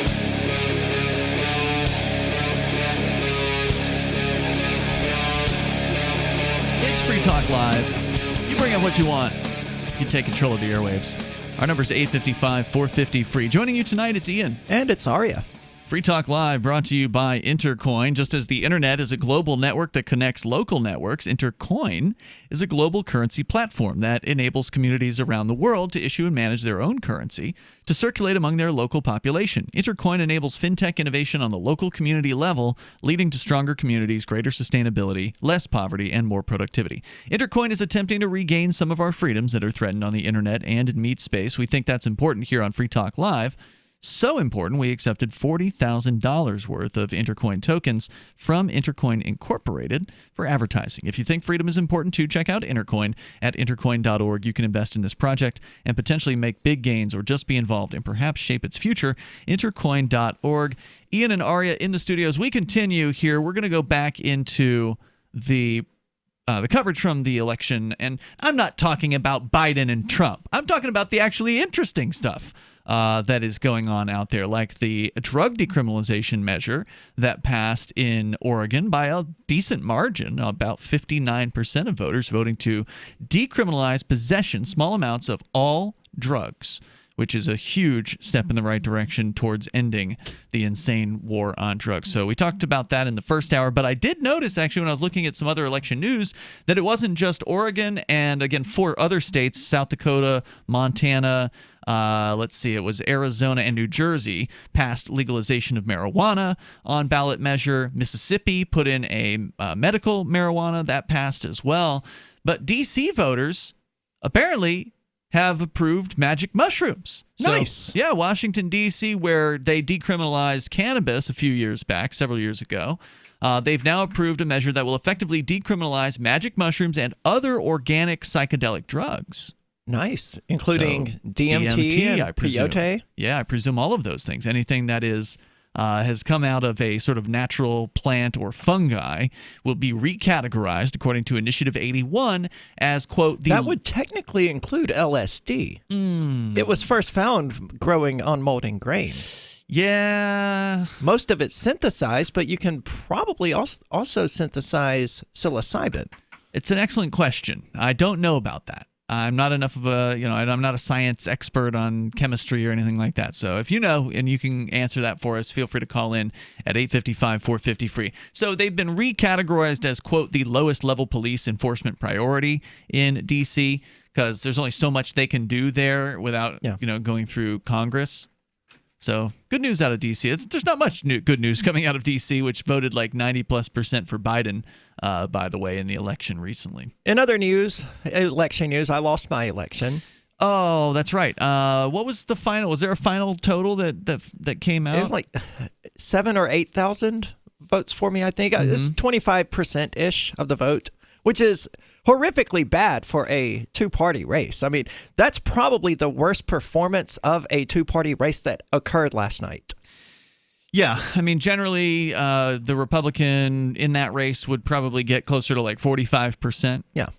But even his write-in votes, if you added them in, still wouldn't have brought you significantly up. No, that's because so many Republicans voted for Rivera over Nelson, you think so? I think. And not enough Democrats came over to make up that difference. I suspect most of my votes were from Democrats. You don't know. No, I don't know. But I suspect they were. There could have been a lot of straight ticket voters still. There could have been.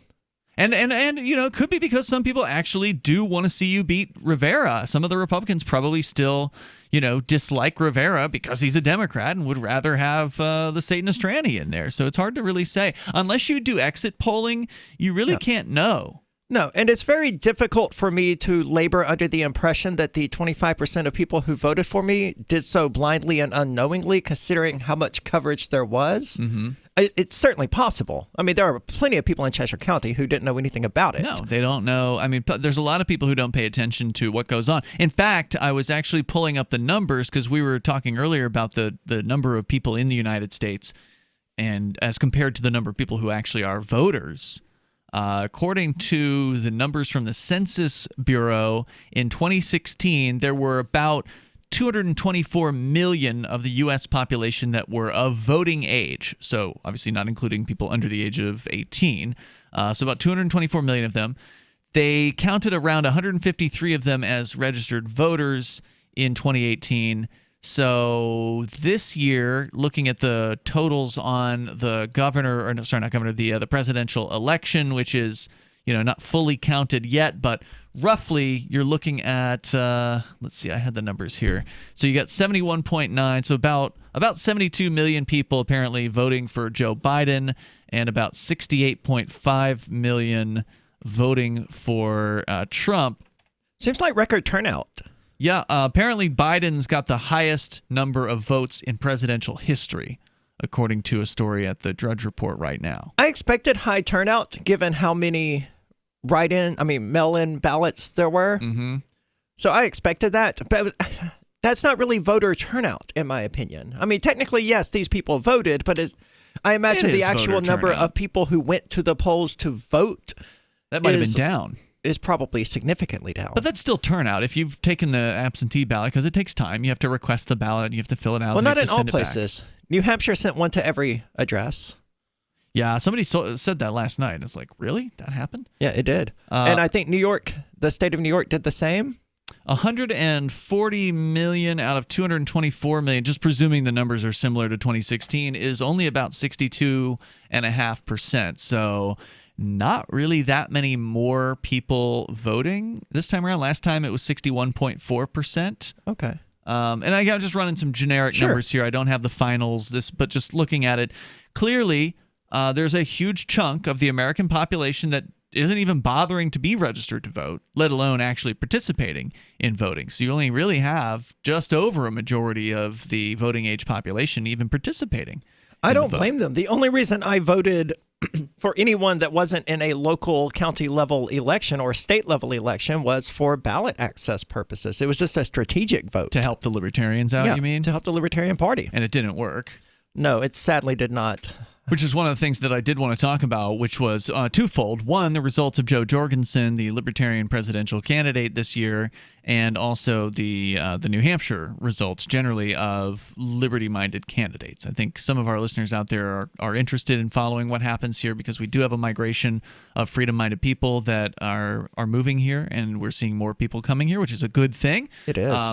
The good news is that a bunch of libertarians got elected this year, but they ran as Republicans and a few as Democrats. So that's the good news. We still can't get someone with an L next to their name elected into office. That is correct. And in fact, our former co-host, Darrell W. Perry, who ran for governor this year as the Libertarian candidate for governor, did not do very well at all.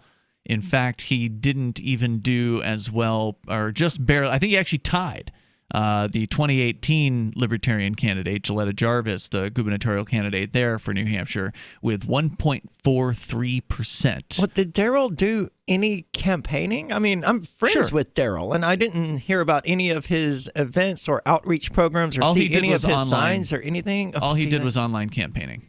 See, that's because not gonna work. COVID.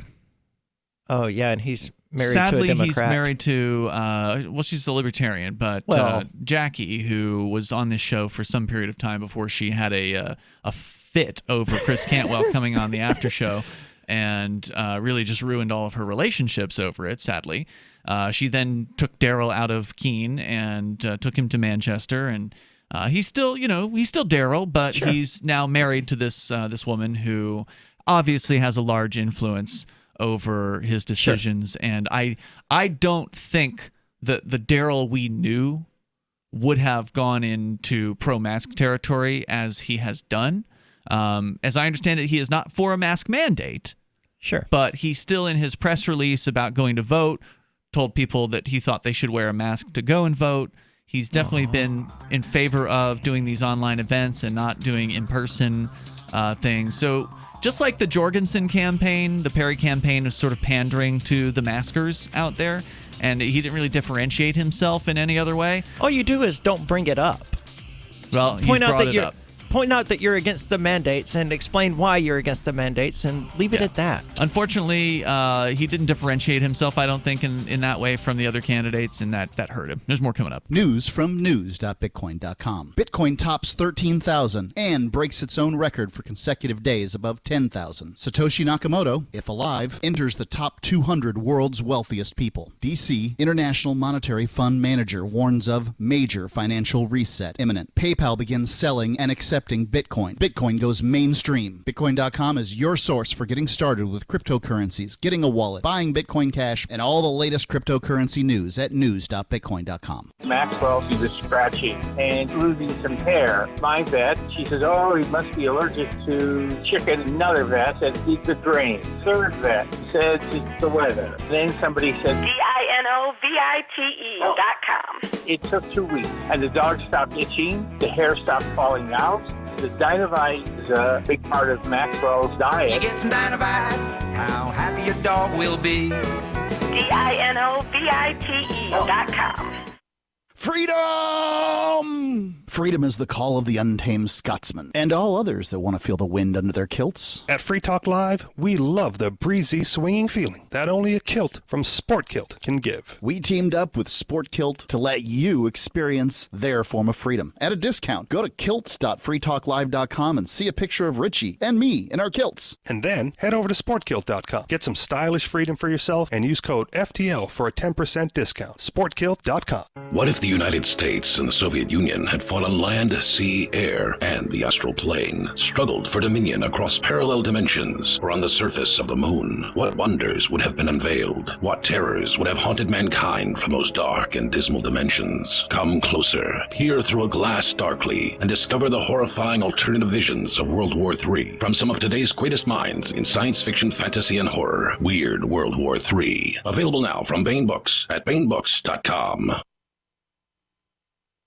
Excuse me, is this where I get a license to start a new business? I wouldn't be hasty. You have to get a license to go out of business, too, you know. Oh, well, look, I've invented this little anti-gravity machine, see? Oh, is that why you're walking 2 inches above the floor? Oh, yes, it's very comfortable. It saves on shoe leather. Yeah, well, you have to fill out these forms and report to the Human Services Department of Manpower Orientation and register with the Fair Employment Practice Commission, the Wage and Hour Division of the Employment Standards Administration, the State Sales and Income Tax Division, the Internal Revenue Service, and the Social Security Administration of the Department of Health, Education, and Welfare, and, of course, OSHA. OSHA? I thought that was a little town in Wisconsin. You'll find out. Say, floating around like that could be dangerous. Have you checked with the Consumer Product Safety Commission? Well, not yet. Come to think of it, you actually are flying, aren't you? Look, you need to go over to the Federal Aviation Administration and the Transportation... It's very hard to get anything done these days if you're in business, but free enterprise built this country. Think what could happen if we don't keep it free. A public service of this station and the Center for the Defense of Free Enterprise, Bellevue, Washington. Besides, we just can't have people floating about unregulated, you know. Some of you asked, and now we've delivered. LRN.FM's live Keene, New Hampshire studio shows are now streamed in HD on Twitch. Visit our channel at twitch.lrn.fm and give it a follow. If you have Amazon Prime, you get 1 free subscription on Twitch. If you use it on our channel, Twitch will give LRN.FM a monthly piece of your Prime subscription cost. So please watch, follow, share, and subscribe to twitch.lrn.fm. That's twitch.lrn.fm. Are you a cryptocurrency advocate? The Crypto Tip is the ideal outreach tool to help new people discover cryptocurrency. It's a printable business card-sized tip that you can give to service providers, preferably in addition to a good cash tip. When the server scans the QR code, it'll bring up an explanation of cryptocurrency, how to install a wallet, and allow them to claim the tip. If they don't claim the crypto, you get your tip refunded to you after a time period you specify. Plus, if they do claim the tip, you get an email alert. Create as many tips as you want at cryptotip.org. That's cryptotip.org. Some of our live shows are streamed in HD on Twitch. Please follow and share at twitch.lrn.fm. That's twitch.lrn.fm.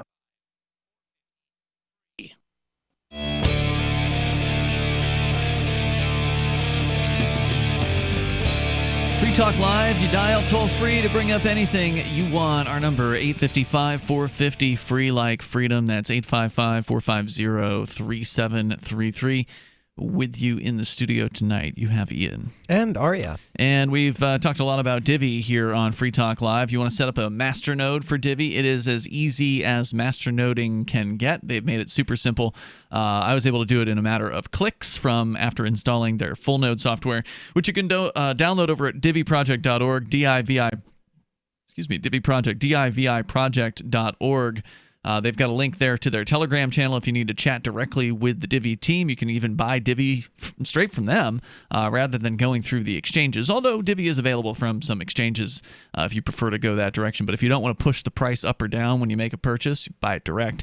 It's done what they call over-the-counter, and that's the best way to do it.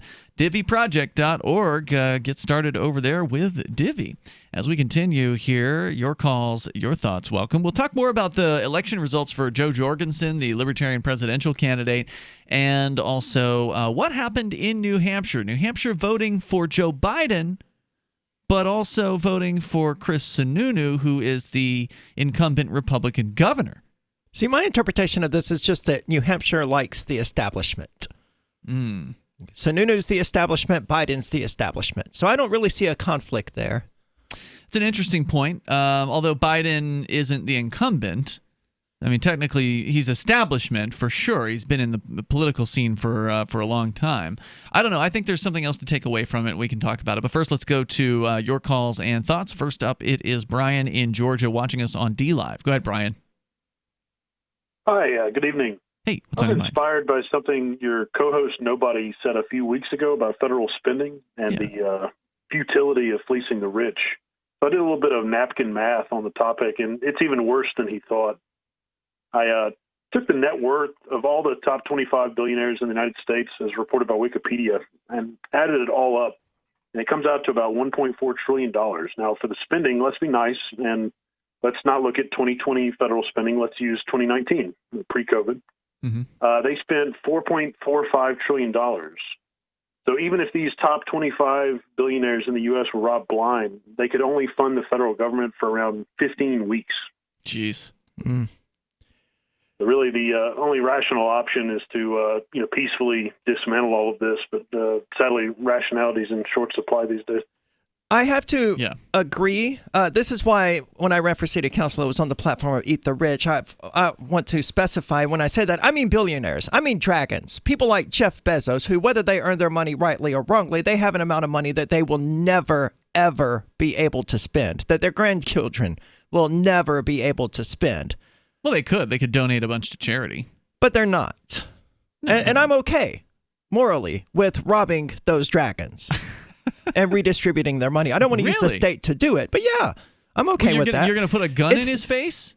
If it's necessary. It's the equivalent of landing on an entire planet and saying, this entire thing is mine. It's more resources than a single person can ever utilize, or than a single family can ever utilize. I don't know, Arya. I can't say I agree with that. That's I'm sure you don't. Using violence for your own purposes. I mean, that... it's a dangerous thing to do. You might become the thing that you hate, like Chris Cantwell. I don't disagree. But you're willing to do that then? I'm not doing it. True. I'm saying I don't have a moral objection if that was done. I wouldn't personally do it. You wouldn't do it. I see. No. Got it. But if people want to rob Jeff Bezos and Bill Gates and use that money to, get rid of poverty in the United States, at least temporarily, because the poverty, the reason people are in poverty, I mean, they'll go because of their decisions mostly. Right. No matter how much money you give them, they'll go right back into poverty. Yeah, but buy a lot of crack if you get some free money. Yeah. Okay. I mean, I'm not with you on that. I still would feel like those people, again, if they didn't use the state to acquire the funds, I could see what you were saying if they were like somebody who is tied directly into the state, like some they sort of all are to some degree. That's true. Amazon does get a lot of money from like the CIA for web hosting and other And so does agencies. Elon Musk and Bill Gates. I mean, they're all very closely tied to the state. What if you just appropriated back the taxpayer money? It would be hard to calculate it, but... It would be. And how much of the revenue they derived from having taxpayer money? Yeah. Like Elon Musk, he wouldn't be a billionaire if it wasn't for state funding. The state didn't necessarily give him billions of dollars. At least Musk is against the mask mandates. I mean, I give him some credit for that. Well, yeah, but he's against them because he doesn't care if his workers actually catch COVID and die. Brian, your thoughts? You'd be faced with an impossible calculus to try to determine, what they would have made in the absence of, the corporation, the legal fiction. Sure. But I guess in a moral sense, if you could determine that, and that would what you'd be left with, whatever they would have earned otherwise. I don't think that it applies to millionaires because I think most people who are millionaires earn their money probably legitimately. But I don't think you can really even become a billionaire without doing some really shady and unethical things somewhere along the way. Interesting point. Brian, anything else you want to share tonight? That's all. Have a great night. Thanks for the call. I appreciate it. Let's talk to Eamon on the line in New Jersey, one of the states that just legalized cannabis by ballot measure. And you're on Free Talk Live watching us on Twitch. Hey, how you doing? Eamon, what's on your mind? So I'd hate to be. I'm probably going to sound like a bummer, but I'm really worried now. There's all the people fear mongering about a civil war and all that, and I didn't think it was going to be that bad, but I'm at work today, and I've worked at my job for 6 years, and I work with I work in an animal shelter, and one of my friends, and this guy is a guy that I've hung out with countless times. We've gone kayaking. Right, we understand. He's your friend. Yeah, he just he talks he was boasting about how amazing it is that Biden's winning or whatever, and then he was and I was I just hope there's not a civil war because I'm really worried about that. And then he just out of nowhere he's like, oh, I can't wait for the civil war because we can finally gun down all the 50 million Trump supporters we've forced to share the stupid country with. Well, they better start getting the guns because people on the left are sort of notoriously unarmed.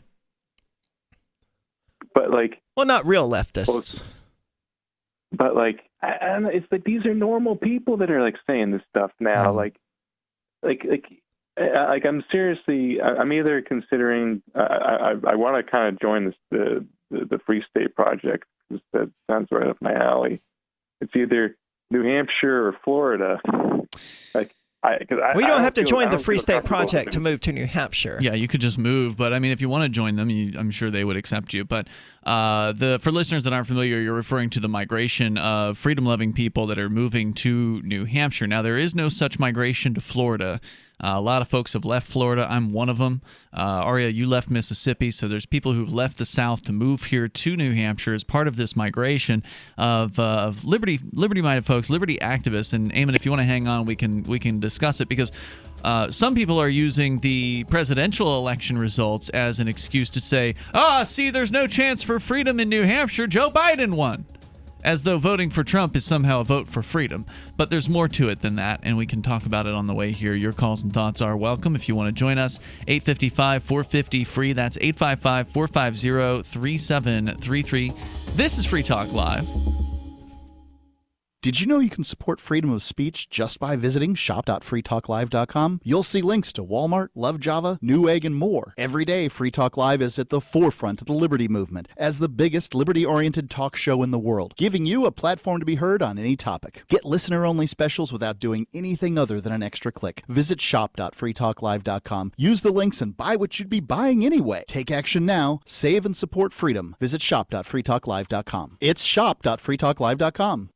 Divvy's been a pretty good investment for Free Talk Live. Their ad campaign started in September 2019, and from mid-March to mid-July, the values soared by 10 times. It's not too late. Divvy's new wallet hasn't even released yet, and other things are happening that I can't even say on the radio. If you want to invest and potentially do well, go to divvyproject.org. I can tell you that FTL is deepening its partnership with the guys from divvyproject.org. Past performance is not an indication of future profit. divvyproject.org. DIVI project.org. Why did you move to the Shire? I moved here to the Shire because there's other people around who take liberty just as seriously as I do. I moved to the Shire because I saw videos of people challenging authority and thought that I could get support myself. It called to me, do this, right now. I wanted to be around people like me who got it, and once I got here, I knew there was nowhere else that I wanted to be. I've always wanted to change the world. So I moved to the Shire to join people who were actually working towards doing the same thing. The people here are awesome, loving, and positive. It was for the adventure and for the feeling of something important is happening here. And I just wanted to come to sort of be part of that. Visit ShireSociety.com to read and sign the Shire Society Declaration and learn the reasons why, if you love liberty, you should immigrate to the Shire. Plus, connect with others via the forum at ShireSociety.com. That's ShireSociety.com. Want to accept Bitcoin at your online store? There's a good chance you already have what you need: a WordPress using WooCommerce and a Bitcoin address. Now all you need to start taking Bitcoin payments on your website is the AnyPay app on your Android or iPhone. Just paste your Bitcoin address into AnyPay, then connect it to your website with our one-click plugin for WordPress. Now your website takes Bitcoin, start to finish in 15 minutes or less with no complicated steps. Download AnyPay from the App Store today. So you've heard all 3 hours of the latest episode of Free Talk Live, and you're still hungry for liberty-oriented audio content? Did you know that we have another 24/7 audio stream at LRN.FM? The Liberty Radio Network airs the latest episodes of some of the best liberty-oriented podcasts on the internet around the clock. In addition to recorded content, you'll also hear live shows like Free Talk Live, originating from our Keene, New Hampshire studio. So listen anytime at LRN.FM. That's LRN.FM.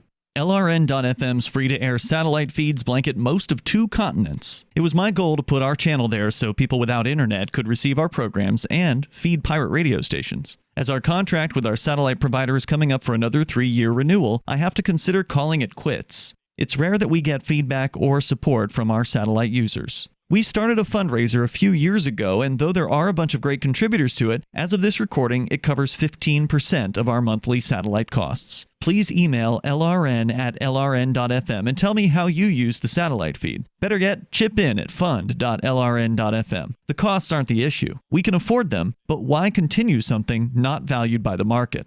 Want to help? You can join our satellite fundraiser for just $2 a month at fund.lrn.fm. If we raise enough to keep both channels on the air, awesome. If we raise more, I'll add more channels. If not, we can shut them down and go internet only. It's up to you. Thank you for your support. Fund.lrn.fm.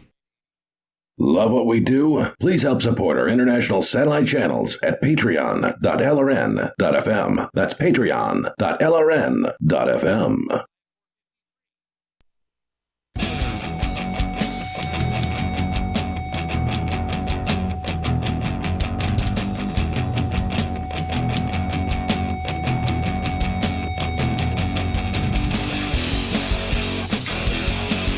It's Free Talk Live. You got time if you want to get in here with your thoughts. The toll-free number is 855-450-FREE, like freedom. That's 855-450-3733. Coming up in the summertime of 2021, it's Fork Fest, the 5th annual Fork Fest. That is where you can come to Rogers Campground, the beautiful White Mountains of New Hampshire, and spend a week with liberty-minded folks, people who care about freedom. What better way to celebrate Independence Day?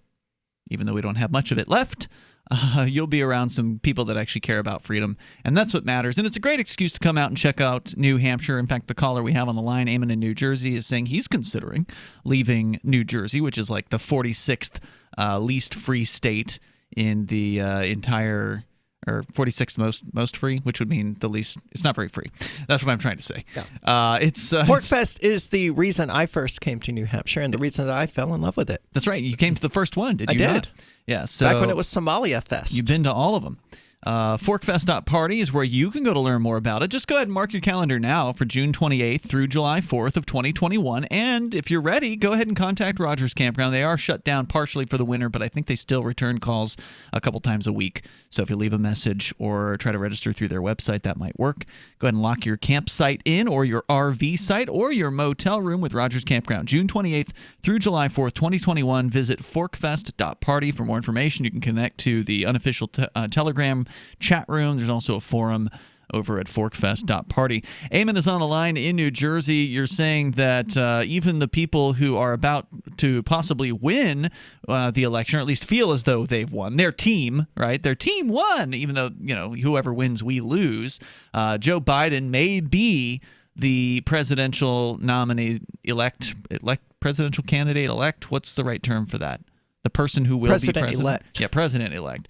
there's a good chance. It's looking pretty good for him. He's got like 264, I think, or 266 or something like that. He's got most of the Electoral College votes. It's pretty so much far. like if he wins any one more state, he's got it. Yeah. And Trump has to win like 7 or 8 more. Trump has the to win remaining all ones? of them in order to stay in. Either way, we lose. Yeah. So, Eamon, you're saying a friend of yours at work has been gloating about this and has been relishing the idea of actually using violence against his political opponents, the Republicans, and you're saying this is kind of sickening you, and you're thinking about getting out of New Jersey.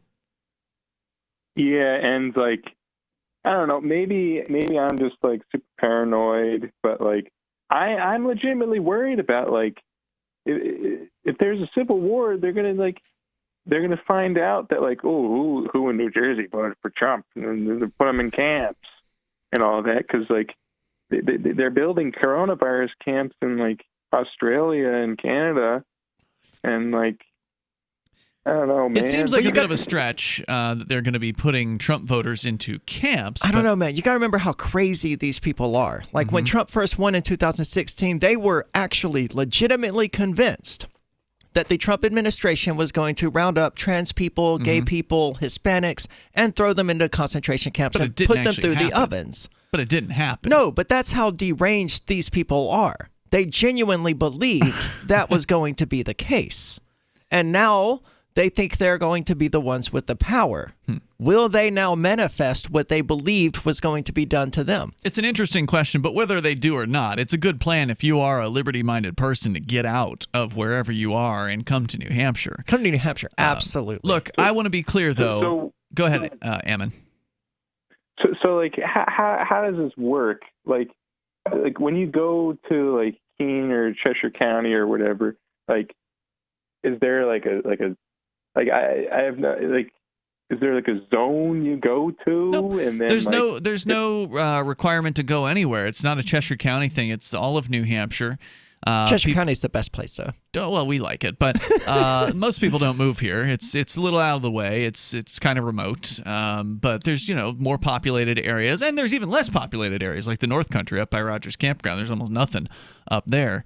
The goal is to just get people to move to New Hampshire. So it doesn't matter where you end up. In fact, a lot of people will go wherever they can get work. So if the work that they do, if they've got a specific skill, and that skill, jobs for that skill are only available in Manchester or Nashua, you probably won't want to live too far away. You might not want to live in the city, but you could live in one of the surrounding towns, probably have a lower cost of living, lower rent or mortgage payments. That's why I almost moved to Nashua.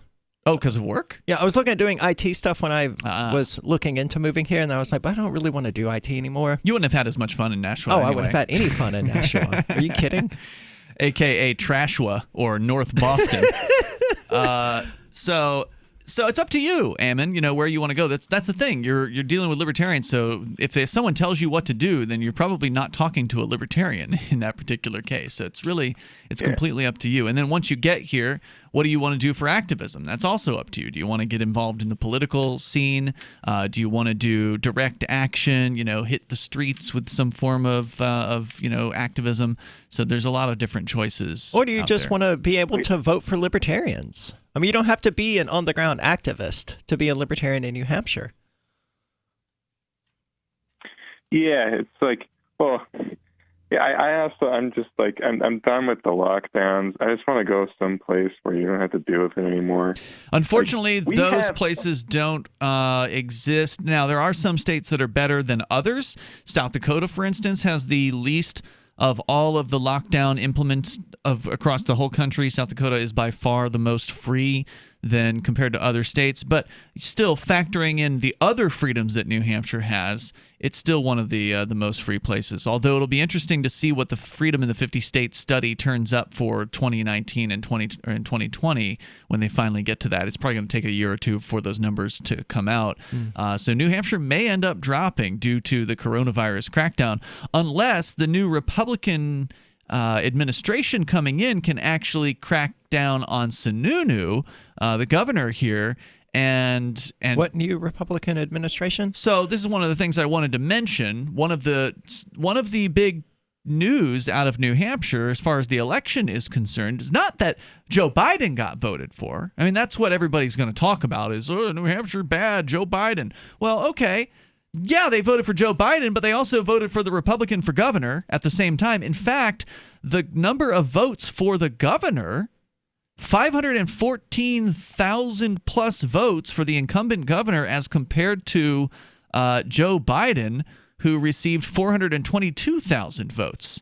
So Sununu got more votes than than Joe Biden did in New Hampshire. So New Hampshire's strange. It's always sort of been this like mixed bag of independent-minded people, because the thing you have to remember about New Hampshire is it's not the Republicans and Democrats who are the deciding factor in any vote. It's actually what they call undeclared voters here in New Hampshire. That is the plurality of the voters in any given district across the state. It's the undeclared voters that if they move one direction or another, that's what determines who gets elected. So there's actually, when you look at people voting for Joe Biden for president and then the Republican for governor, what that actually tells you is that in New Hampshire, at least, there's a significant portion of the population who doesn't vote party ticket, that they actually do go down the ballot and say, I'd rather have this person, I'd rather have this person. And so it is sort of a more independently minded place, despite all of the massholes and New Yorkers or whoever that might be moving in here. It still retains that rugged independence, I think, to some extent, that it's sort of famous for. So I think it's best described, honestly, as a purple state, more so than it is a red and blue state. It's not fair to just look and see, oh, well, they voted for Hillary. Oh, well, they voted for Biden. It must be a blue state.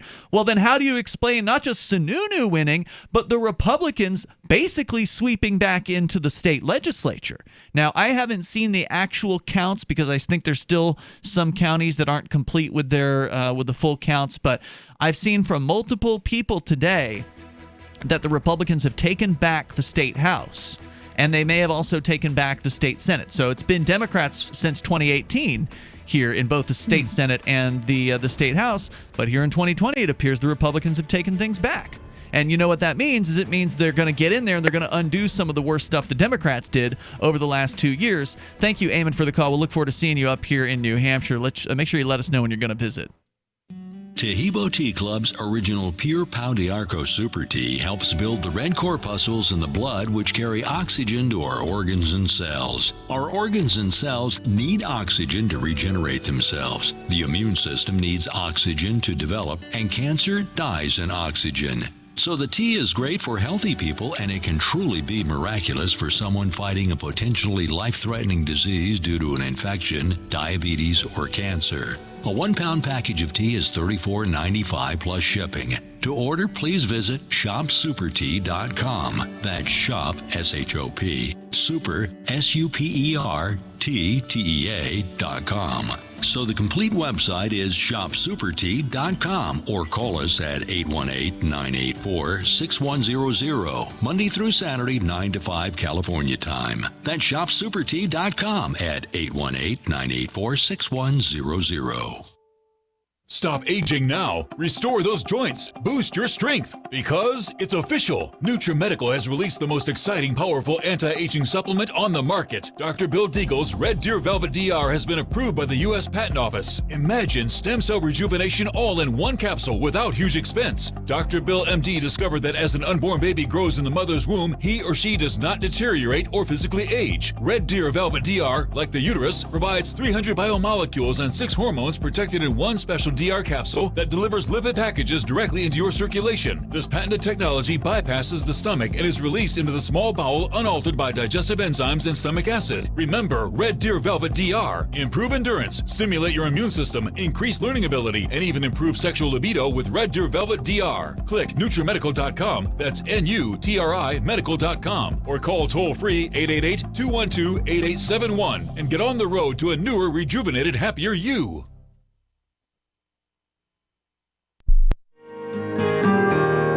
So the protection of life, liberty, and property is what the Free State Project is all about. But it's an effort to move 20,000 people who understand. It's about demonstrating to the entire country that, yeah, we can have a free market, a truly free market. Making it just a freer, great place to live.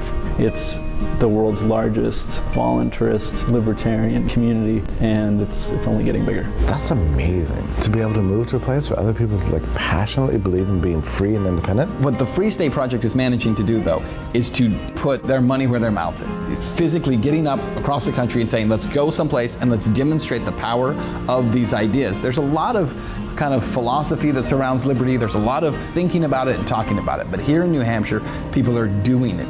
101 Reasons Liberty Lives in New Hampshire, a documentary by Free State Project early movers. Watch it free at 101reasonsfilm.com. 101reasonsfilm.com. If you want to know the latest about Free Talk Live before we go on the air, all you need to decide is how you want it delivered. It's your choice. Visit news.freetalklive.com to receive our usually weekly news updates by email. Plus, we have a Twitter account at twitter.freetalklive.com, and you can follow us on the decentralized Mastodon platform at toot.freetalklive.com. So please follow us at toot.freetalklive.com and sign up for our emails at news.freetalklive.com. Are you tired of your taxes funding endless occupations around the world? Antiwar.com is run by people who understand that wars abroad become wars at home, wars on our freedoms. Antiwar.com is dedicated to bringing you the latest in news, views, interviews, and reviews from the top movers and shakers in the anti-occupation movement. Antiwar.com has it all, from thorough foreign policy analysis to interviews with whistleblowers who used to run the military-industrial complex. Anti-war, pro-free market. That's antiwar.com. Now you can follow LRN.FM on the decentralized Mastodon social media platform at toot.lrn.fm, toot.lrn.fm.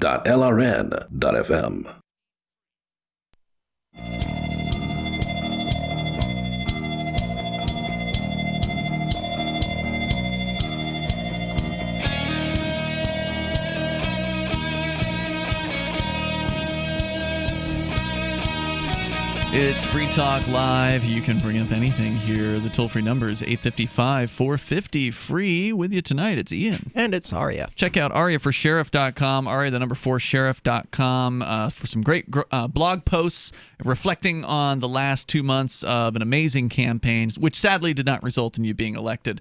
But on the plus side, it did result. I don't know how sadly that is. I mean, part of me is sad that I lost, because I would very much love to have done exactly what I promised to do. Mm-hmm. Police the police. Yes, but part of me also knows how horrifically bad that would have ultimately ended. I mean, that would have led to either death or prison. For you, you mean? Yeah, realistically, it would have. The state does not like being threatened. No, and if the feds actually came in here, or if President Trump or President Biden actually came here and I attempted to arrest them for war crimes, the Secret Service would have killed me, and I would have attempted to arrest them for war crimes, because that's what I said I would do. Yeah, it would have been interesting. So it would have all ended badly. So I'm not terribly sad that I lost it, and I'm thrilled that 25% of Cheshire County voters legitimately voted for a trans Satanist anarchist. And it's really hard to imagine that most of them didn't know anything about me. Yeah, I mean, it would have been nice to know what their reasons for voting were, because you never can extrapolate that just from looking at it. But one could say that 25% of the voters voted for the person who was advocating to end the police as we know it, or to police the police, or to F the police, that 1 out of 4 voters chose that message. They did. Yeah. Whether they meant to or not is the question. Yeah, exactly. But yeah, the site is going to stay up and running for the foreseeable future. I intend to keep it, and if I do something else, I will just have it automatically forward to whatever I'm up to. Those blog posts need to stay. I mean, they need to not go away, because there are really some good posts up there. It'd be a shame to see those come down. I intend to continue using it, like in the next day or two. Probably tonight, once I'm good and drunk, I will post something. Perfect. All right, let's go back to your calls and thoughts. Jacob in Illinois, you're on Free Talk Live. Hello. How y'all doing tonight? What's on your mind, Jacob? Yeah, the governor decided that he was going to shut everything back down, all the bars and restaurants. And actually, all the bars and restaurants in our area decided to come together and say we're not closing. No way. Really? That's what we need. In the tyrannical state of Illinois. Well, now, when you're saying in your area, what area are you in? I'm in the northwest region. The north? 3 hours east? West? Northwest of Chicago. Oh, okay. So in the city? No. 3 hours west of Chicago. Oh, okay. On the border of Iowa.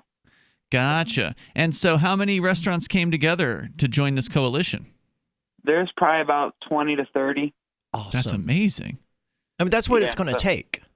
That's absolutely. Oh, yeah. It's going to take people standing up and not backing down and not bending over for the state and jumping through all their arbitrary hoops. Although I suspect they're still doing all the COVID, restrictions and mask stuff, right? They're just not closing. No, they don't do that either. Really? Fantastic. Yeah, they don't do anything. Wow. It's good to be in the rural areas, I guess. Yeah. The other thing I wanted to tell you guys is you guys were talking about how our governors go to jail last night, correct? Yes. Our governor now is actually being looked into over property tax evasion. Sounds like a future prison sentence. Oh, yeah. He's ripping out all his toilets so they don't consider them bathrooms. And that affects his property tax valuation? Yeah. And we actually just voted down another tax increase. Finally. Surprisingly. I don't think that tax evasion should be a crime. I think that should be an award for heroism. True. It should be a crime when you're the one imposing it on everyone. That's There's a fair an argument point. for that. Jacob, thanks for sharing the good news with us. It's rare to hear it out of Illinois. I appreciate your call tonight. Thank you, sir. I look forward to the arrest of your current governor. We continue here. Gene, the Christian anarchist, he's on the line in Tennessee. Go ahead, Gene.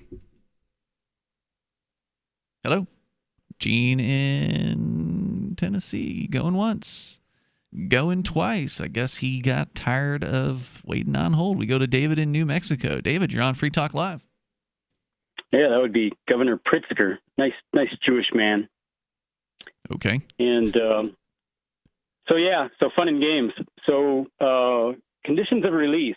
When you get arrested for jaywalking and you go to court to fight it, and then the judge says, "Okay, Mr. Jaywalker, until your trial, you can't go into any establishments that serve liquor, even though you weren't drinking when you were jaywalking. I'm just giving you this condition of release." Mm-hmm. That's kind of a Fourth Amendment violation, right? Because it really has nothing to do with the crime. And it's a seizure. It's a search and seizure. It's searching your body as to whether or not it has any alcohol. And it's for prohibition on your life, liberty, pursuit of happiness, and all that happy horse stuff. Yeah. Mm-hmm. So, good catch. Right. So there's a violation there, right? And then in addition to giving you conditions of release, which they do all the time unless you fight it, which I have every time they try to give me something like that.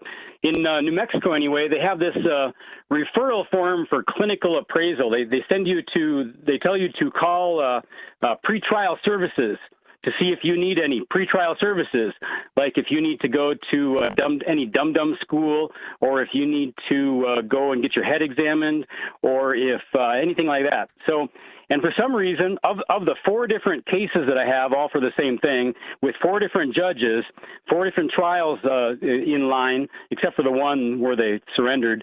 But so three left, but there were 4 at the time. 1 out of the 4 judges decided that I needed conditions of release and pretrial services. The other 3 didn't, but the 1 did for some reason. I don't know.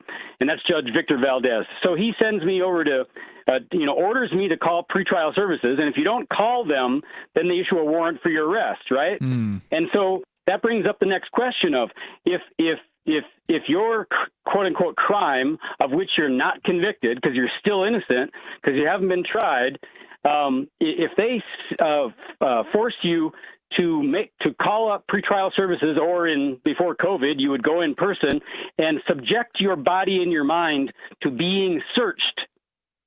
They're going to search your mind to see what's wrong with you, or if there's something wrong with you, if they need to get a court order to make you go to dum-dum school, or a court order to make you go get a drug evaluation, or any other kind of court order. Isn't that kind of a search? I would say it is. Right. Okay. So it's a search. So they did that to me. He ordered me to go to call up this pretrial services. And here's the fun part. So do you have to answer their questions, though? I understand you have to call them. Yeah, I had to call them. You're very, very, very astute, because that's exactly what this complaint is about. So the Gene Klein, because this is a public employee, Gene M. Klein. I call her up on the phone the first time around to do this, and one of the first questions that she asked me is, where were you born? And I say to her, that's irrelevant. What do you need to know where I was born? What does that have to do with this? And she couldn't answer the question, and I refused to answer the question. And then she started talking over me, and so I told her not to talk over me, and then she hung up on me. And call's over. And you did what the judge asked. Right. It's over for a while, but they're not going away. So anyway, so they come back at me, and what they do is they set me up with a different clinician to call me, one that I happen to know and happen to have spoken to for hours before, and we're kind of friends and we get along. And so she calls me up, and I asked her what the reason was for the previous deal, and she sent me this referral form for clinical appraisal. And there's a bunch of check boxes, why are you being evaluated? And they got stuff like pre-sentence report recommendation, supervision by mental health, referral to mental health, referral to what domestic violence, something, et cetera, et cetera, et cetera. None of them are checked except for the bottom one, which is a generic one, says reason for request. And here's what Gene Klein wrote about me. Defendant was referred to pretrial services and is not appropriate. So I'm not appropriate, as he was argumentative.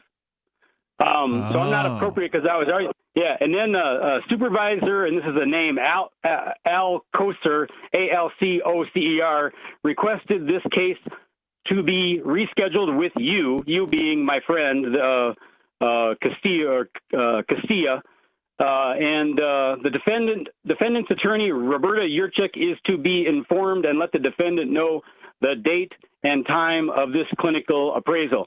So I thought that was rather humorous that I was not appropriate because I was argumentative, because I stated the obvious that they have no damn reason to know where the hell I was born. Has nothing to do with it.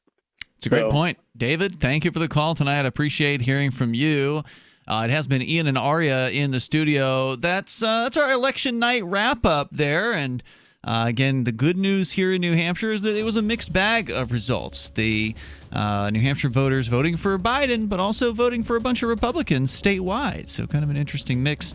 A bunch of liberty-minded folks, a bunch of libertarians running as Republicans, and a few as Democrats got elected. So we're going to continue seeing free staters and liberty-minded folks in the state legislature. So it should be another interesting couple of years until the next election, which is every 2 years here in New Hampshire. And we'll see you tomorrow night online. In the meantime, you can join us at freetalklive.com. Remember when you first heard about Bitcoin? How long did it take you to realize this little project would soon change the world? Do you kind of wish you had got involved sooner? Well, now is your chance to be a part of the next revolution in money. Intercoin is working to finally make crypto go mainstream. It's designed to be scalable enough to support everyday payments and even elections without the state. Bitcoin was originally supposed to be a peer-to-peer cash system, the way we would all pay one another without having to trust any third party. But instead, over time, it mostly became a store of value. That's because every 10 minutes, the Bitcoin network must put all transactions into a block, and that block can only hold so much. If crypto is to become mainstream for people to use it for everyday payments, we need a new architecture, one that is as secure as Bitcoin while being far more scalable. Check out intercoin.org to find out more and maybe pick up some of those coins for yourself. Bitcoin.com has launched a trading platform at local.bitcoin.com, allowing you to buy or sell Bitcoin Cash via dozens of payment methods like PayPal, Venmo, bank deposit, remittances, or meeting in person with cash. There are no ID requirements to sign up for and use the site, and all communications between buyers and sellers are encrypted. Finally, a global trading platform that respects your privacy. Visit local.bitcoin.com to get started trading Bitcoin Cash. local.bitcoin.com. The LRN.FM's social media channels have been revamped. We've eliminated Facebook and focused on other platforms like Twitter and Mastodon, the decentralized alternative to Twitter. On our accounts, you'll find posts from multiple LRN.FM show hosts together in one place. Follow us on Twitter at twitter.lrn.fm, or better yet, move to the decentralized Mastodon social media platform at toot.lrn.fm, toot.lrn.fm. I think you'll like it. The latest episode of Declare Your Independence with Ernest Hancock is next after the news on the Liberty Radio Network at LRN.FM. He's confident. I'm Lisa Lacera, Fox News. Former Vice President Joe Biden says he's watching the tallies in the states that have not been called, and he says the numbers are trending in the right direction that will lead to a win. Of special significance to me is that we've won with the majority of the American people. And every indication is that that majority will grow. We have a popular vote lead of nearly 3 million votes. And every indication is that will grow as well. But Biden said he will not declare victory until all votes are counted, though his team has launched a transition website. Fox News projects have Biden just 6 votes short of the 270 electoral votes needed to secure the presidency. The Trump campaign has filed another lawsuit against a state that's still counting ballots. On the heels of legal moves made in Michigan and Pennsylvania, the president's campaign has slapped a lawsuit on Georgia, seeking to require several counties to identify ballots taken in after 7 p.m. on Election Day. The Trump campaign is accusing a poll worker of adding unprocessed ballots to ballots that were properly handled. The Democrats are seeing the Trump campaign's actions as a means of slowing the Electoral College count. President Trump has often voiced his lack of trust in the security of mail-in ballots. Gernal Scott, Fox News. The campaign previously announced suits against Michigan and Pennsylvania and has called for a recount in the state of Wisconsin. The Fox News decision desk can now project that Michigan Democratic Senator Gary Peters will survive a challenge from Republican John James to win a second term. Earlier today, Maine Republican Senator Susan Collins survived a tough challenge from Democrat Sarah Gideon, holding on to a seat that Republicans likely need to maintain the majority in the Senate. America is listening to Fox News.